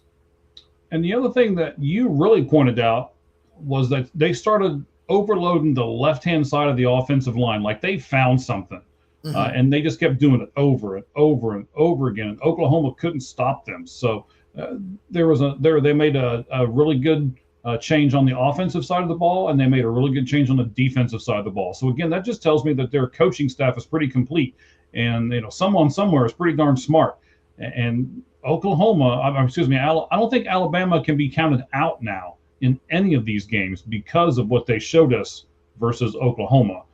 Let's move on to Ole Miss and Tulane. And just real quick, just mention Mateer didn't handle pressure well. He missed some throws. He just did not play well, especially in the second half. John Mateer, quarterback. Remember we saw him doing the sidearm thing and all of that. And his mechanics are terrible. He needs to go to Manning camp. His mechanics are all over the place. And they overload that side, and they knew he just didn't handle pressure well. He's a great scrambler, unbelievable at that, but his passing was terrible in the game. All right, so Ole Miss Tulane. Here's my question for you. I think this will be an interesting one. We may talk about this for a few minutes. Either Ole Miss has proven that they can win without Kiffin, or do we need to wait until they play better competition to say that? I think we need to wait. That game was obviously it was a blowout, but Tulane was moving the ball, and then they get to like the 40 and either turn the ball over or they got stopped. They were moving the ball. They just couldn't get it in the end zone. They couldn't score. So the Ole Miss defense worries me a little bit. I just against Georgia, yeah, we'll see. I'm not going to pick and win. Who knows? Maybe I'll change my mind. But the defense, Ole Miss worries me because Tulane did move the ball. So I think we have to wait and see against Georgia because they were beating Georgia going in the fourth quarter in that game. That's their only loss this year. And then Georgia had an amazing fourth quarter. So I think we still have to wait and see how they handle Georgia. What do you think? Okay. No, I'm with you. I think we have to wait. This is going to be a really intriguing matchup for me because I said it and the first time we talked about this, which was, I picked Tulane to win this game, as you may remember, and I'll bring up, that I was wrong here because I thought that I wasn't convinced that without Lane Kiffin they can do all of this stuff, and I'm still not. I just thought Tulane would score more. And as you said, they went up and down the field, but they just couldn't seem to score. They kept shooting themselves in the foot. So a team like Georgia, a team, all these other teams are not going to do that. So it's going to be interesting to see how Ole Miss responds when a team doesn't self-destruct like what Tulane did. And they couldn't stop Lacey, the running back, or Chambliss, the quarterback. They were both tremendous. They couldn't stop them. You predicted, by the way. Thank you. Yeah, it's just right away. I mean, they scored like 2 plays to start the game. It was like 7-0 with like less than a minute to start the game. 2 huge plays. They were down so quick, so early. So whenever that happens, it throws your game plan off. All right, so I'm going to do a few questions just directed toward James Madison and Tulane here for a moment. So, okay. One, was James Madison and Tulane, were they overmatched? Would you agree with that statement? Yeah, they don't have especially on the defensive end, they don't have defenses that can stop top 10 teams. They just don't. So I like that they were able to move the ball. The total yards was good. The scores were terrible, but they were overmatched defensively. Absolutely. All right. So James Madison played well, but them playing well was still not even close to beating Oregon. Would you agree with that statement? Correct. Okay. These are pretty easy ones. We're cupcaking these here for you for a second. So thank you. Yeah, you're welcome. Give your brain a little break here. Yeah. I don't want to mess up that beautiful hair or anything, right?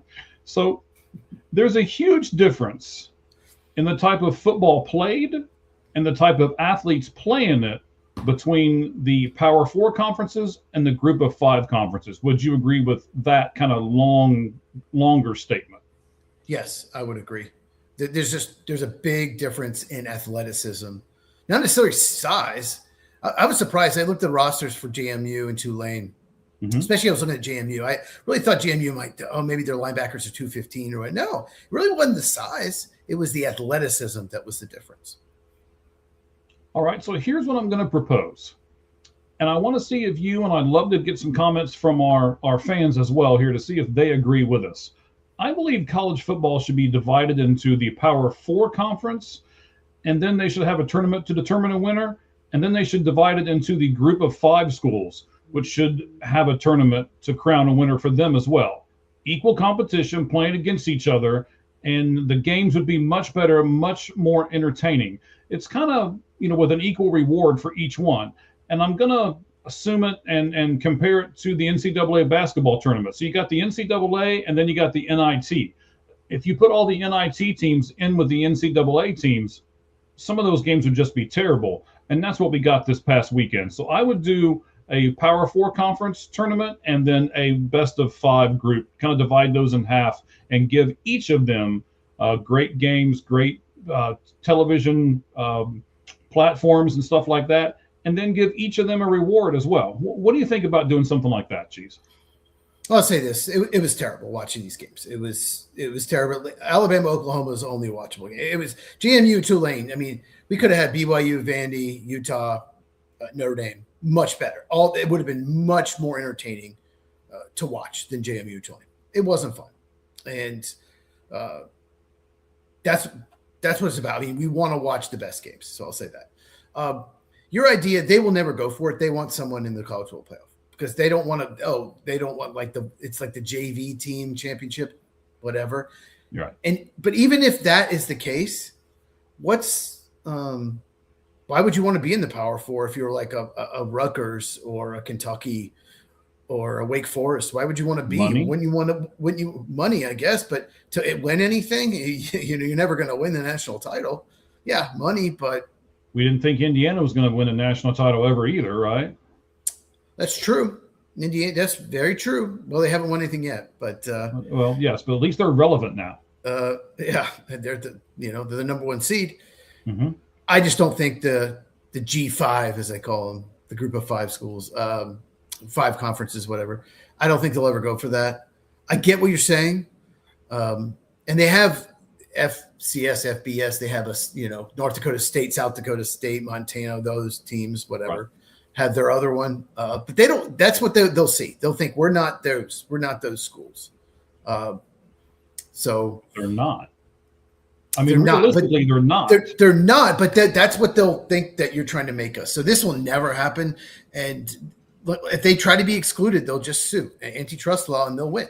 From what I did on the research. So right, I get it. I get the idea, but I don't think it'll ever happen. But the main thing is JMU or Tulane, okay, but not both. And even the problem with one of them, the biggest problem I have is whoever's the 5 seed gets to play that team, and they get basically a glorified bye week. Yeah, they really do, 100%. So the 5 and 6 seeds, like Texas A&M would have beaten Tulane or JMU. They would have. As bad as they looked against Miami, they would have still beaten. It would have been closer, but they would have beaten because they were so much more athletic. And I would have loved to seen Oregon and Notre Dame, or Ole Miss and Virginia, BYU. or BYU, or yeah, absolutely. Would have been much better game. Yeah. All right, so between now and next Tuesday, when we have our next show, our next scheduled show, we might do something in between there, but we'll talk about that kind of off air, and then we'll talk to our fans later on during the week. So there are several bowl games. Let me rattle off the bowl games really quickly, and then I'm going to talk about one, and you're going to talk about one, and then we'll move on to Notre Dame here. So Scooters Coffee Frisco Bowl is 9 p.m. On, I believe it's Wednesday, UNLV versus Ohio. No, that's actually tonight, I think. It's going on right now. Yeah, it's going on right now. That's how much I really know about it. So that's, okay. Update. Wednesday, I got an update. No one scored in second quarter. Go ahead. Give me the score. No one. There is no score. Second quarter. Okay. That's going to be, it's a great game. Ohio's coach is not coaching. Anyway. All right. Yeah, he's done inappropriate things. But anyway, go ahead. Yes. He got fired. The second one. So, yeah. It keeps happening. Anyway. All right. Wednesday, on the 24th, you got the Sheraton Hawaii Bowl, 8 p.m. on ESPN. That's Cal versus Hawaii. On Friday, you've got the Game Above Sports Bowl, 1 p.m. ESPN, Northwestern Central Michigan. Then the Ray Bowl here in Arizona, 4:30 on ESPN, also on that Friday. I may go to that game. I haven't quite decided. Minnesota versus New Mexico. The ServPro First Responder Bowl, 8 p.m. on ESPN. Also on the same day, Florida International versus UTSA. On Saturday, the 27th, is the Go Bowling Military Bowl, Pittsburgh versus East Carolina, 11 a.m. on ESPN. Then you've got the Bad Boy Mowers Pinstripe Bowl on noon, ABC, Clemson, and Penn State. You've got the Wasabi Fenway Bowl, 2:15 on ESPN, Army and UConn. The Pop-Tarts Bowl, 3:30 ABC, Georgia Tech, BYU. The Snoop Dogg Arizona Bowl, 4:30 on the CW. Yes, that's right.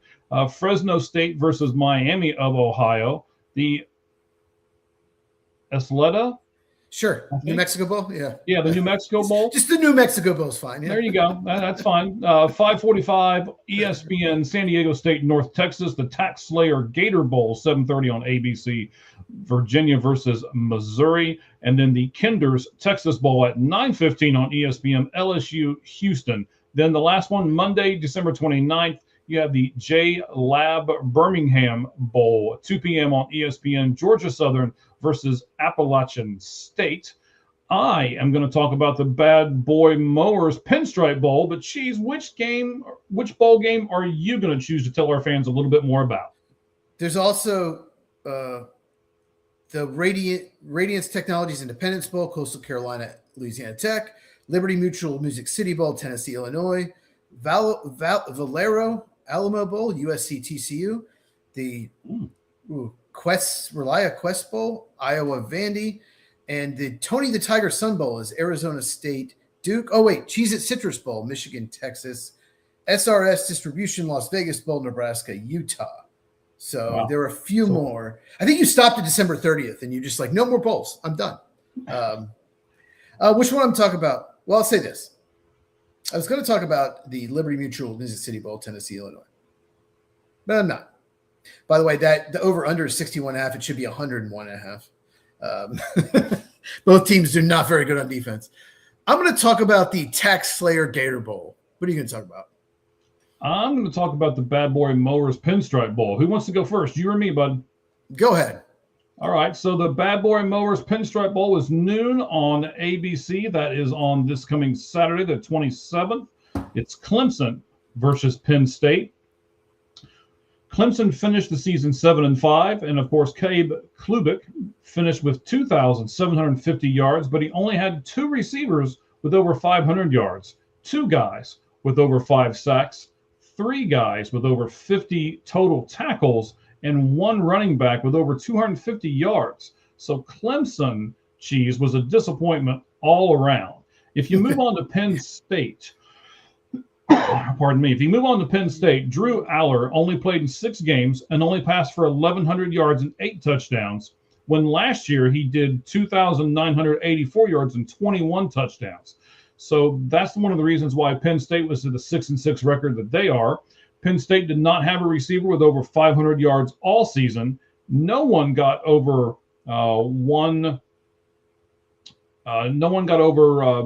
one interception, and no player had over 5 sacks. No defensive player had over 60 total tackles.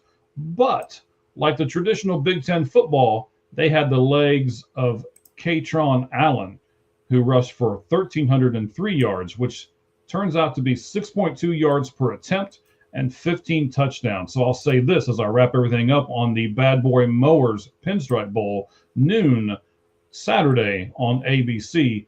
Clemson has to throw it. Penn State has to rush it. So I'll take the rushing of Penn State to come out on top, 24-17. Okay. I've changed my mind. I'm going to do the Radiance Technologies Independence Bowl between Coastal Carolina and Louisiana Tech. 2 teams that I'm sure you know so much about. So I'll say this. Do you remember when it was the Poulan Weed Eater Independence Bowl? I missed that. Oh, my gosh. The Poulan Weed Eater Independence Bowl. Sounds like an awful disease. No. So I'm going to talk about Virginia, Missouri. And the reason I'm going to talk about that is Missouri was 8-4. They would have won the ACC. They would have. Like, they had one of the best defenses. I think they were second in points, fourth in yards, or vice versa. They had an amazing running game. Didn't have the best, passing situation. Otherwise, if they had a really good passing game, God, they would probably be in the playoff. I think people just kind of slept on Missouri. No one really talked about them much. Ahmad Hardy led the SEC in rushing. 6.5 yards a carry, 16 touchdowns, 1,560 yards. He was incredible. And, Missouri basically just lost to the good teams on their schedule. And that's why they went 8-4. They lost to Alabama, lost to Texas A&M, lost to Vandy, and lost to Oklahoma. Except for Vandy, 3 playoff teams in Vandy, who is a top 15 team. That is their 4 losses. That's their biggest issue. But they just couldn't score against Oklahoma. Scored 6 points. On the other side, Virginia. What can we say about Virginia? So Virginia should have been in the playoff. They played so bad against Duke. I don't think you could play as bad, and they still went to overtime. Or otherwise, they would have been playing Ole Miss. Yep. And would have gotten killed. But I think Missouri rolls in this game. I don't think it's close. The only thing with Missouri is, okay, Damon Wilson is expected to play. They have two really good edge rushers. Damon Wilson the second. He is expected to play, according to this. I think he's going pro. A lot of people who go pro, by the way, if you're watching, don't play. And Zion Young, their other edge rusher, got a DWI. Okay. So apparently it's not been decided if he's playing or not, if he's going to be disciplined. So that's something to watch out for. If they both play, yeah, I definitely think Missouri wins by a ton. They're just a lot better than Virginia. All right. So we talked about two of those bowls. I didn't want to get into it and talk a whole ton about them. But what I do want to talk about here for a second, and I can't wait to get your opinion on, is one specific team. That is the Fighting Irish of Notre Dame. Notre Dame has now canceled series with Michigan, Michigan State, and as of yesterday, USC. So I'm going to use that as the backdrop and then ask a few questions here. Do you think, Cheese, they're doing this because they are not being made to join a conference? I don't. Okay, so here's the thing with USC. I looked it up. So basically USC, because they're in the Big Ten and it's just a really tough schedule, they're trying to play that game the first game of the year. They want to play it early. And Notre Dame wants to play it the last game of the year because Notre Dame can put a cupcake because Notre Dame picks their schedule. They can put a cupcake right before it. And USC is like, we might have to play Washington or Indiana or Michigan the week before. And you can put whoever you want right before, you know? So Notre Dame wants to play it late in the year, and they have more control of the schedule. And USC has a problem with that. So Notre Dame says USC pulled out, you know, USC says Notre Dame pulled out. Okay, whatever. But that's the issue. Yeah, I side with USC. Notre Dame, when you're not in a conference, they play 4 ACC teams. Okay, maybe they can't pick that schedule. Maybe I don't know what control, but the rest of they can pick their schedule. So they can put whatever they want in front of it. And I'd be frustrated if I was USC. I hate that they're not playing. There's a huge rivalry. It's been going back to forever, probably 100 years they've been playing. It's a huge rivalry. One of my really good friends, Jeff, from high school, Jeff Page, lost touch with him, but he went to Notre Dame and he hated USC. There's no one he hated more than USC. That game was huge for him. So I hate that they're not playing Michigan every year. If they had played Michigan instead of someone like Purdue or whatever, they would have been in the College Bowl playoff. That win would have meant something, and they would have had to win. That win would have meant something. So not playing those teams, I think, hurts them. Yeah, that's what I mean as far as not being in a in a conference. We said if they would have just been in the ACC, they'd be there, right? It's their own darn fault. They would have beaten Virginia. Sorry. Yeah, I don't feel sorry for Notre Dame at all. I think it'll be interesting. We'll talk about this later on. You know, is Marcus Freeman going to stay there, or is he going to go to the NFL? I think that's an interesting topic for a week or two down the road. But I don't feel sorry for Notre Dame whatsoever. But I do understand if they're upset because they didn't receive a college football playoff bid. And now they're just like, well, shoot, we're not going to get a college football playoff bid anyway, so what does it matter who we play? Do you think Notre Dame has an argument on that end of the spectrum? I thought Notre Dame should be in. We've talked about this. I made a video on my channel, at Football with Cheese on YouTube, by the way. CHEZ, Cheese. Yeah, at Football with Cheese. I thought Notre Dame should be in. I don't feel sorry for him because I think they should join a conference, but I just thought their only two losses were to Texas A&M and Miami, playoff teams. So I think they had the best losses of any team in the country, minus, of course, Ohio State, who only lost to Indiana. But they had a good resume, in my opinion. But at the same time, yeah, I think they were punished, and they didn't make it because they weren't in a conference. They didn't get to play in the conference championship game. So I think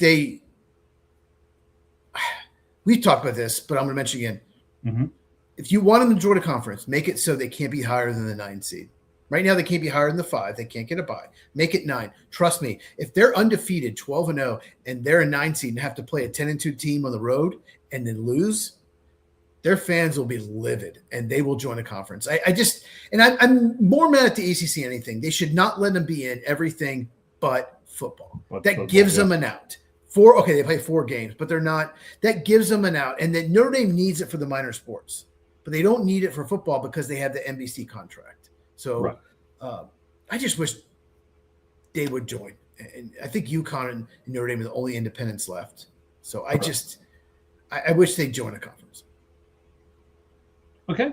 And you know what? They should join the Pac-12. That would make the Pac-12 interesting if they had one good team out of the Pac-12. That's, the Pac-3. That's what they would be then. So now the Pac-12 is going to have some teams join, I believe, next year, and they're going to build themselves back up. It will be interesting to see what they end up doing.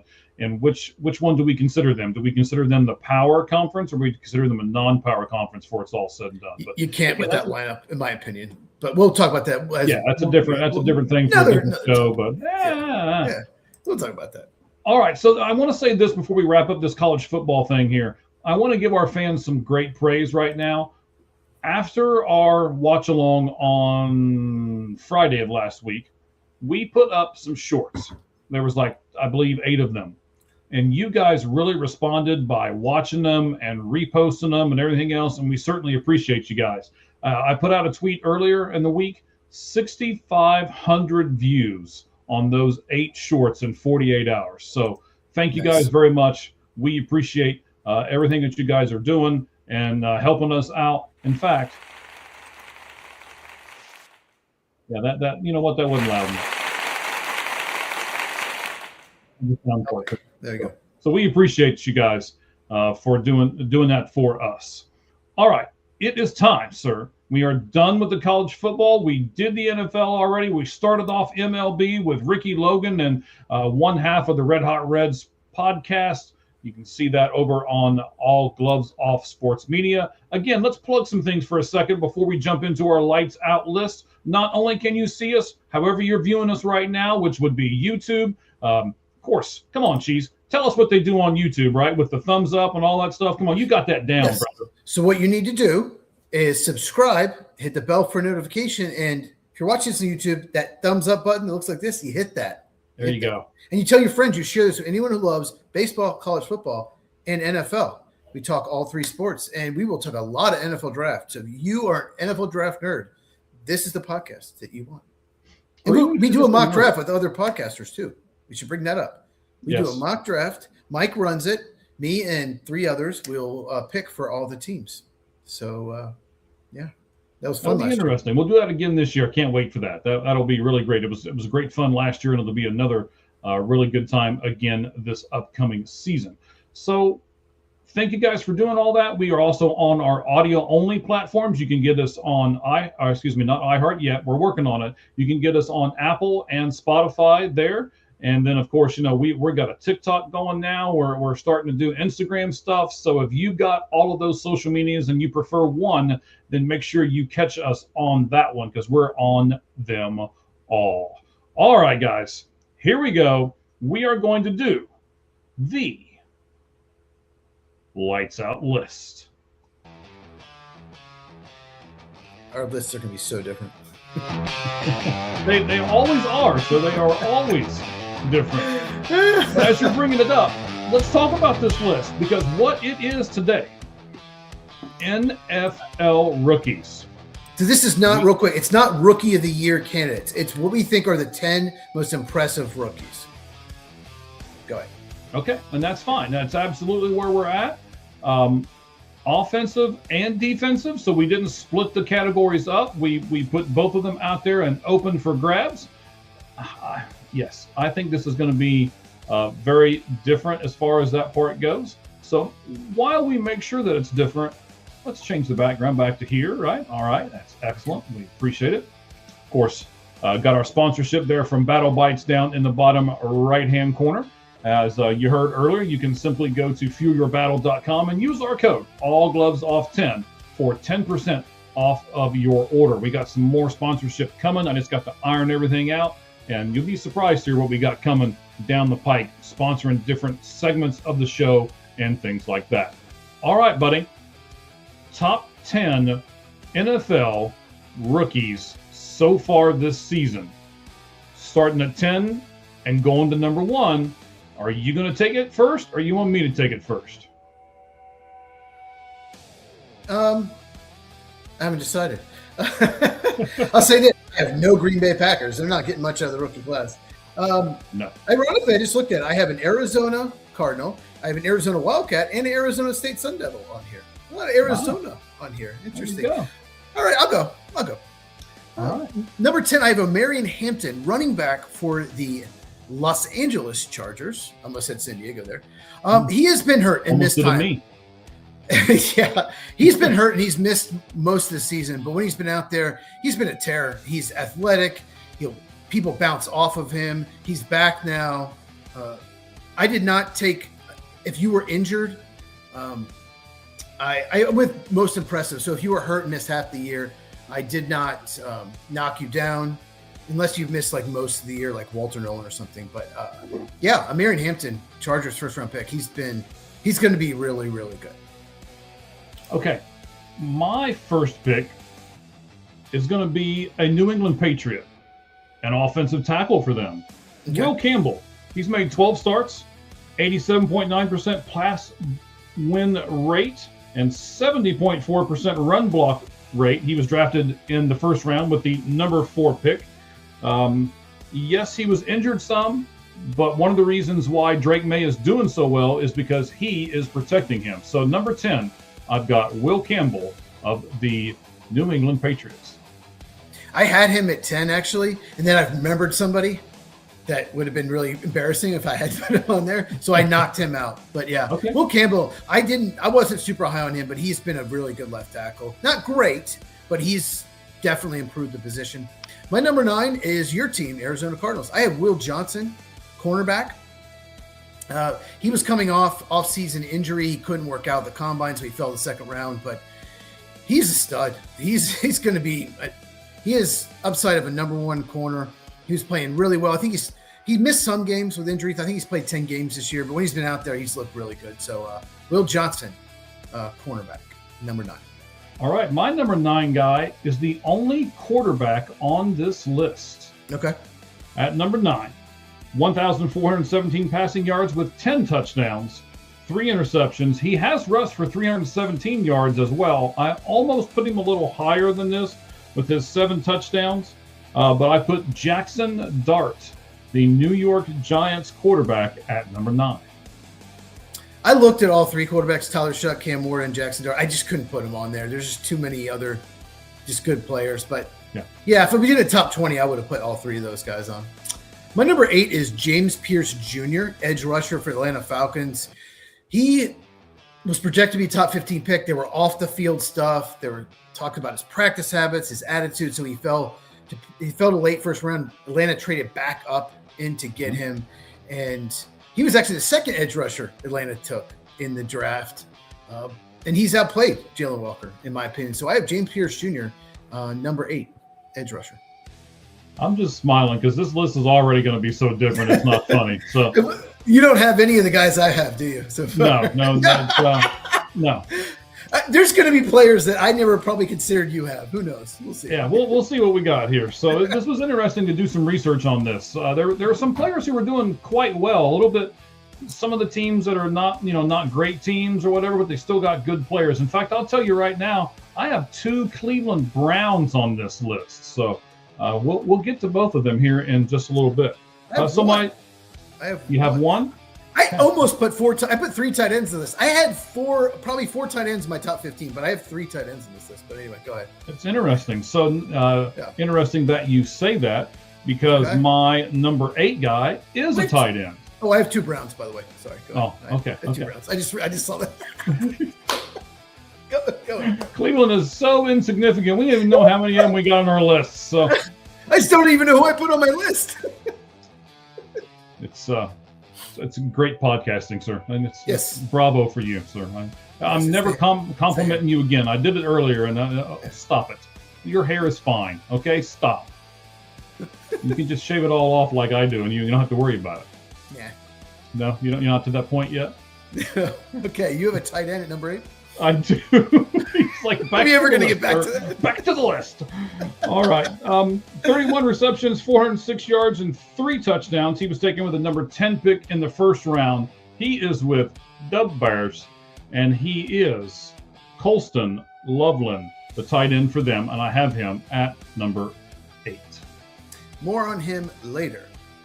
My number 7 is a Cleveland Brown. Okay, his name is Carson Schwetzinger, linebacker. He's the first pick of the second round. He's just been great, consistent all year. He really hasn't had a bad game. He makes the tackle. He's good instinctively. He can blitz. He's just a good all-around player. He's never going to be like, Luke Kuechly or anything, or Ryan Urlacher, no one like that. But he's just a really good player and has helped their defense. All right, so you and I are always, especially a lot more you than I, but you're getting me to this point of understanding how good the lines have to be, whether it's offensive line or defensive line. And in my number 7 pick here, I selected a lineman, and I'd have probably never done this in the past because this is not something that I really look at. We're after the flashy players, the quarterbacks, the receivers, the running backs, and they're all the guys who get all these awards. But this guy, in his interior defense, has really made the Seattle Seahawks a great team. Let me give you some of his stats because I wanted to go off of stats too. In 12 starts, he's got a 91% pass block win rate. That is outstanding, especially for a rookie. And he has an 84.6% run block win rate. He was taken with the number 18 pick in the first round, Gray Zabel, guard, Seattle Seahawks. You know why I didn't include him in my list? Why is that? It's because that Thursday game against the Rams, Kobe Turner destroyed him. He had a horrible game. Kobe Turner was just outstanding for the Rams, defensive tackle. Seahawks still won. I don't know, maybe they just sit with me, so I just couldn't put him on the list. Just because I know it's just one game, but God, he was bad. But yeah, I love that pick for the Seahawks. My number 6 is another Cleveland Brown, Harold Fannin Jr., tight end / fullback. He has really come on. He's got chemistry with Shadur Sanders. He was unbelievable Bowling Green. Set MAC records, just incredible, but he didn't have a great workout. Falls to the 3rd round. He's just one of those guys you just knew would be good. You didn't know how good. So probably a 3rd round steal. But yeah, Harold Fanning, he's absolutely come on. He's Shadur Sanders' favorite target for the Browns. So yeah, I have him at number 6. Now, was that your second Cleveland Brown on your list? So that they're done, right? Yes, I did not have that player that you probably have. He just couldn't find room for him. Yeah. Well, I've still got 2 more Cleveland Browns to get to on this. Besides these 2? Besides those 2, yes. Who besides Quinshon do you have? Well, no, okay. So never mind. One of them's going to be Quinshon in the moment, but yeah, we'll talk about it. We'll talk about it. We'll get there. Okay. So the New York Jets finally have somebody in a rookie class that was good, and I put him at number 5. I don't believe you. I don't believe you. 12 starts, 91.1 pass blocking win rate, 78.8 run block win rate. He was taken with the number 7 pick in round 1. Armand Membu. Yes. So the Jets fans, you actually did get a good player in the first round, just probably not the one you were hoping for. Yeah, I really like that pick. I was really high on him. I think he's been a little inconsistent. I've seen some games where he got beat. I just couldn't quite put him on my list. Another one that would have made the top 15. But yeah, I like their approach to get offensive line first. We'll get the quarterback later. Let's make sure we have a good offensive line. My number 5, another tight end. Tyler Warren for the Indianapolis Colts. Got up to him. He was unbelievable at Penn State. He was the main focus. Their offense was designed around him. He got off to an amazing start. Since the quarterback situations dropped off, he has dropped off. And I'm a little disappointed in his blocking. I thought he'd be just an unbelievable blocker like he was in college. So I couldn't put him higher than 5, but he's still a stud. Tyler Warren, he's athletic. He can do it all. He can run. So yeah, Tyler Warren from the Colts, number 5. All right. More on him later. Okay. So I have him a little higher than you. Okay. My number, I believe it's 5. I don't know. Like I said, I have notes all over the place for this one, and I was a little scatterbrained with this stuff, so I got notes everywhere. But my next person on this list has 196 carries and 758 rushing yards, 7 touchdowns, 17 receptions for 98 yards. He was actually taken in the 2nd round by the Cleveland Browns. That's where I'm putting Quinshawn Judkins is, I believe, number 5 for me, running back, Cleveland Browns. He's been very good. Only 3.6 yards a carry. I just couldn't put him ahead of these other 10 guys, but I get it. Yeah. And really sucks for him. He has a really devastating injury. He'll miss probably the entire offseason program for him. Number 4, you mentioned him already, Colston Loveland, tight end for the Chicago Bears. I was very high on him in the draft, but I was higher on Warren. I was actually trashing the Bears for not taking Warren, but I think Loveland's actually had a better season slightly.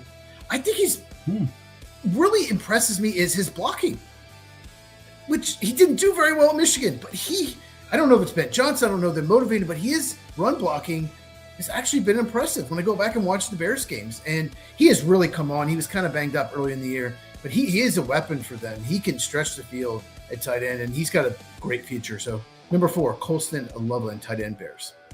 All right. I've got him on this list too, so I can't knock that too much. 3 tight ends in a row for me. Okay. Yes. Yeah. Fantastic job there, sir. No more tight ends. No more time. Are you sure? Got some receivers coming up. Got some wide receivers. Got some receivers coming up. Yeah, I got some receivers coming up. Yeah. All right, so I do have a tight end right here, number 4. You mentioned him earlier, Tyler Warren, 58 receptions, 684 yards, and 4 touchdowns, taken by the Indianapolis Colts in round 1 with the number 14 pick. And he is 4th on my list of the best rookies so far in this NFL season. All righty. So my number 3, it's your boy. You love this guy. He got hurt, but before he got hurt, I'd love to have him higher, but I'm with you. Cam Scatterbo. So 4th round pick. He should have gone the 2nd round. We talked about this multiple times. We talked about it in the draft. I had him as the 4th best running back in his class. Absolutely ridiculous that he fell because he ran a great 40. So what? But he runs people over. He can catch. He beat out Tyron Tracy. Tyron Tracy's played outstanding since Cam Scatterbo got hurt. Tracy was good as a rookie. The fact that he just took over the job should say a lot. But Cam Scatterbo before he got hurt was just awesome with that bad offensive line. So hopefully he's healthy next year. Great pick for the Giants. Number 3, Cam Scatterbo. Running back. All right, so I'm looking at our stuff here. We are, by the way, we follow over 7,800 people. The Lights Out Sports Podcast. Number 1 right now with all of our ex-people. So we appreciate you guys making us number 1. Tyler Warren was my number 4 guy. I want this guy to be higher. Oh, and by the way, I couldn't do it because of how much he's been injured. Number 11 for me would have been Cam Scatterbo. I don't have him on this list. Yeah, I just couldn't knock him down. He was so good before he got hurt. I know. But my number 3 person, the guy whose name I love to say, Ibuka. It's Emeka Egbuka, wide receiver, Tampa Bay Buccaneers. 52 receptions, 791 yards, and 6 touchdowns. He was taken for the 19th pick in round 1. I sang his praises for the entire draft. I wanted one of my 2 teams to take him. They never did. He goes to Tampa Bay, and he has shown, even though he was injured, man, that first part, when he broke onto the scene, Emeka Egbuka, we thought he was going to run away with Rookie of the Year until he got hurt. So I can't give him number 1 as much as I want to, so I gave him number 3, wide receiver, Tampa Bay Buccaneers, Emeka Egbuka. More on him now. My number 2 is Emeka Egbuka. In the first half, he was Rookie of the Year. He's been tremendous, great route runner. It's like he had instant chemistry with Baker Mayfield. And then when Mike Evans and Chris Godwin came back, it's like they haven't always been on the same page. His place dropped off a little, so I would have had him 1, so I dropped him to 2. But he's still tremendous after the catch. He's just such a good player. I don't know if he has Hall of Fame upside, probably not, but he's just going to be really good for many years. So yeah, number 2, Emeka Egbuka. I'm sorry. What was his name? Emeka Egbuka. But a lot of people have trouble with his name for some reason.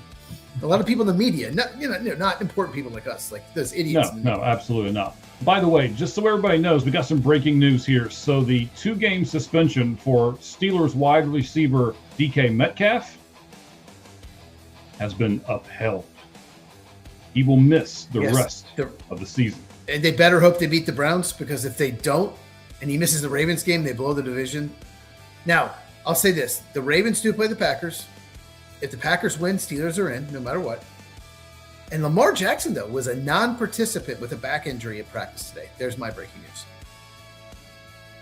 All right, excellent. So I was kind of hoping you would have this guy before me so that you could help me with the pronunciation of his first name, because you know me and names. I have him number 1. Do you now? Yes. Okay, so I do not. I have him number 2. And the person that I have at number 1, you have not said his name. I have no idea who it is. Okay, well, you should know what team he's from. Oh, no, of course I know what team he's from, but I can't think who you picked. But okay. All right, so Mr. McMillan, wide receiver. Tetero. Just Tetero. But you can call him Tet McMillan. That's a lot of people call him in the media. Big T. That's on a Big T. Arizona. That's your boy, Arizona Wildcat. Yes, he was a former Arizona Wildcat, absolutely. Yeah. This year in the NFL, he's had 57 receptions for 826 yards, 6 touchdowns. He was taken with the 8th pick by those Carolina Panthers in the first round of the draft. He has made a huge difference for them and for Bryce Young. So I put him second, but I think there's a Cleveland Brown who we'll get to in just a moment who is better. Yes, Tetero McMillan, he was a little inconsistent early in the year, but he just makes big plays. He's been making every game. He seems to make 1 or 2 huge plays to make the difference. It's why they're in first place in the division. And really, yeah, like I said, really came on of late. 6'5", 215, and he can separate. He's not just a possession receiver. He's been tremendous, and he has passed, in my opinion, he will win Rookie of the Year. He's passed Ed Buka. So, yeah, I have Tetero McMillan for the Panthers. All right. So the guy who I've got at number 1, I just can't believe that you don't have him on this list. Cleveland Brown? A Cleveland Brown. And this guy... Shedeur Sanders? No, it is not Shedeur Sanders. And I'm sure that's what everybody was thinking he was going to do. They're like, oh my God, this retard's going to put Shedeur Sanders as the best rookie in the NFL right now. No, I think, okay, I know you picked. No, I'm not. I know you. 106 tackles, 1.5 sacks, and what really got me to go this way, 2 interceptions on a terrible team. I know they have a pretty good defense, which is where he plays, but a terrible team. Here's this too. I voted with my heart a little bit here as well, because he is a former walk-on at UCLA and is now the favorite for Defensive Rookie of the Year. If you look at some different publications, he has speed. He's got the middle defensive look. He's just got everything as far as I'm concerned. Carson Schlesinger.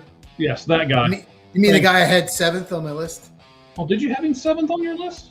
I did. Well, I talked all about him over here. I talked all about him.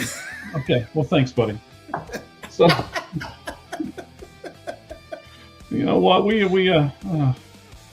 I don't know. I don't know what it is today. But he's gotta be better. Okay, we gotta be better. I talked about he's good blitzer. He's great instincts. He's always seems to make the tackle, and changed their front. Their front seven's been incredible all year. So I was really high on him. There was a rumor he'd go in the first round. There was all these drafts and say, "Oh, he's going first round." He didn't. And the Browns had the first pick, the second round. They were like, "Okay, we'll take him. You're not going to take him. We'll take him." All right. So give me your number 1 guy, buddy. Okay, so I had a Marion Hampton, running back, Chargers at 10. Number 9, Will Johnson, corner, Arizona Cardinals. 8, James Pierce Jr., edge rusher, Falcons. 7, Carson Schlesinger, linebacker, Browns. Number 6, also at Brown, Harold Fanning Jr., tight end. Number 5, Tyler Warren, tight end for the Colts. Number 4, Colston Lovin, tight end, Bears. Number 3, Cam Scadaboo, running back, Giants. Number 2, Emeka Egbuka, wide receiver, Tampa Bay. And number 1, Tetero McMillan, wide receiver, Carolina Panthers. All right. So we didn't do something here. I want to get to it real fast. That is, we had our poll question up on All Gloves Off SM. It was how many bowl season games have you watched at least one quarter of, not including the college playoff? We gave you 0 games, 1 to 4 games, 5 to 8, or more than 8 games. Cheese, where did you fall on this poll? 1 to 4 games was what I have watched. Okay. So no one voted for 5 to 8 games. 6% of our viewing audience voted for more than 8 games. Good job, guys. You guys are dedicated to the college football play or to a college football game. That's fantastic. And then 1 to 4 games got 47%, and 0 games got 47%. So it's a little bit of a telltale here. Do we like the college bowl games? I usually love the college bowl games, but I have yet to watch one from start to finish, with the exception of the one that we did the watch along on, but I said not to include that there. So I would actually be in 0 games category, because I have yet to watch a quarter. I've watched some highlights, but I have yet to watch 1/4 of any game so far of this year. Boise State, Washington was interesting. I don't know if you saw highlights of that game, but that was an interesting game. It was an interesting game. At least it looked that way from the highlights. But yeah, I've just not gotten into it like I have in years past. You're the bowl guy. You love the bowls. You got to get into it. Right? You're right. I usually watch a lot of them. I'm working a ton right at the moment. Haven't got a chance to do it. Now, are you going to get to watch? Are you going to be able to? Are you off Christmas? Are you able to? Are you working Christmas Day? So I'm working even day both. And here's the way I look at it. My kids are grown and out of the house and all that kind of thing. So I want to work so that the people who do have kids can be at home with their families. So not that I'm trying to get any kind of sympathy vote or anything. No, that's pretty admirable. That's admirable. Yeah. You'll miss all the terrible NFL games on Christmas Day, because they're really not great. Yeah. Yeah. I'm only going to work 8 hours. The Chiefs Broncos sounded amazing before the year, and now it's terrible. Right? Netflix has got to be just, there. Well, that's the prime game, but it's like a 14-point spread. So, yep. Yeah. Well, all those games were supposed to be at least with competitive teams, and now most of them are not, with the exception of maybe Detroit. So, yeah, Detroit. At least Detroit's fighting for something, but still, Minnesota's out of it. It's those games end up being they're a disaster. I mean, Cowboys and Commanders are both out of the playoffs. It's terrible. So yeah, but I'm going to watch all 3. Why not? Right? Yeah. All right. Okay. Well, Merry Christmas. Merry Christmas to you on this edition of the Lights Out Sports Podcast on Christmas Eve with Emeka and everything else with us. So we appreciate it. Thank you guys for making us part of your day. I know a lot of you, I've heard from you guys, you kind of split us up and you listen to us within 2 or 3 days, or you split up the segments, and one day you'll listen to the NFL, one day you'll listen to college football, the other one you listen to MLB. We don't care how you listen, just continue to do so on Spotify, on Apple, on X, on YouTube, on all kinds of different stuff. You'll hear within the next few hours, you will be able to go to our site on All Gloves Off SM on our X.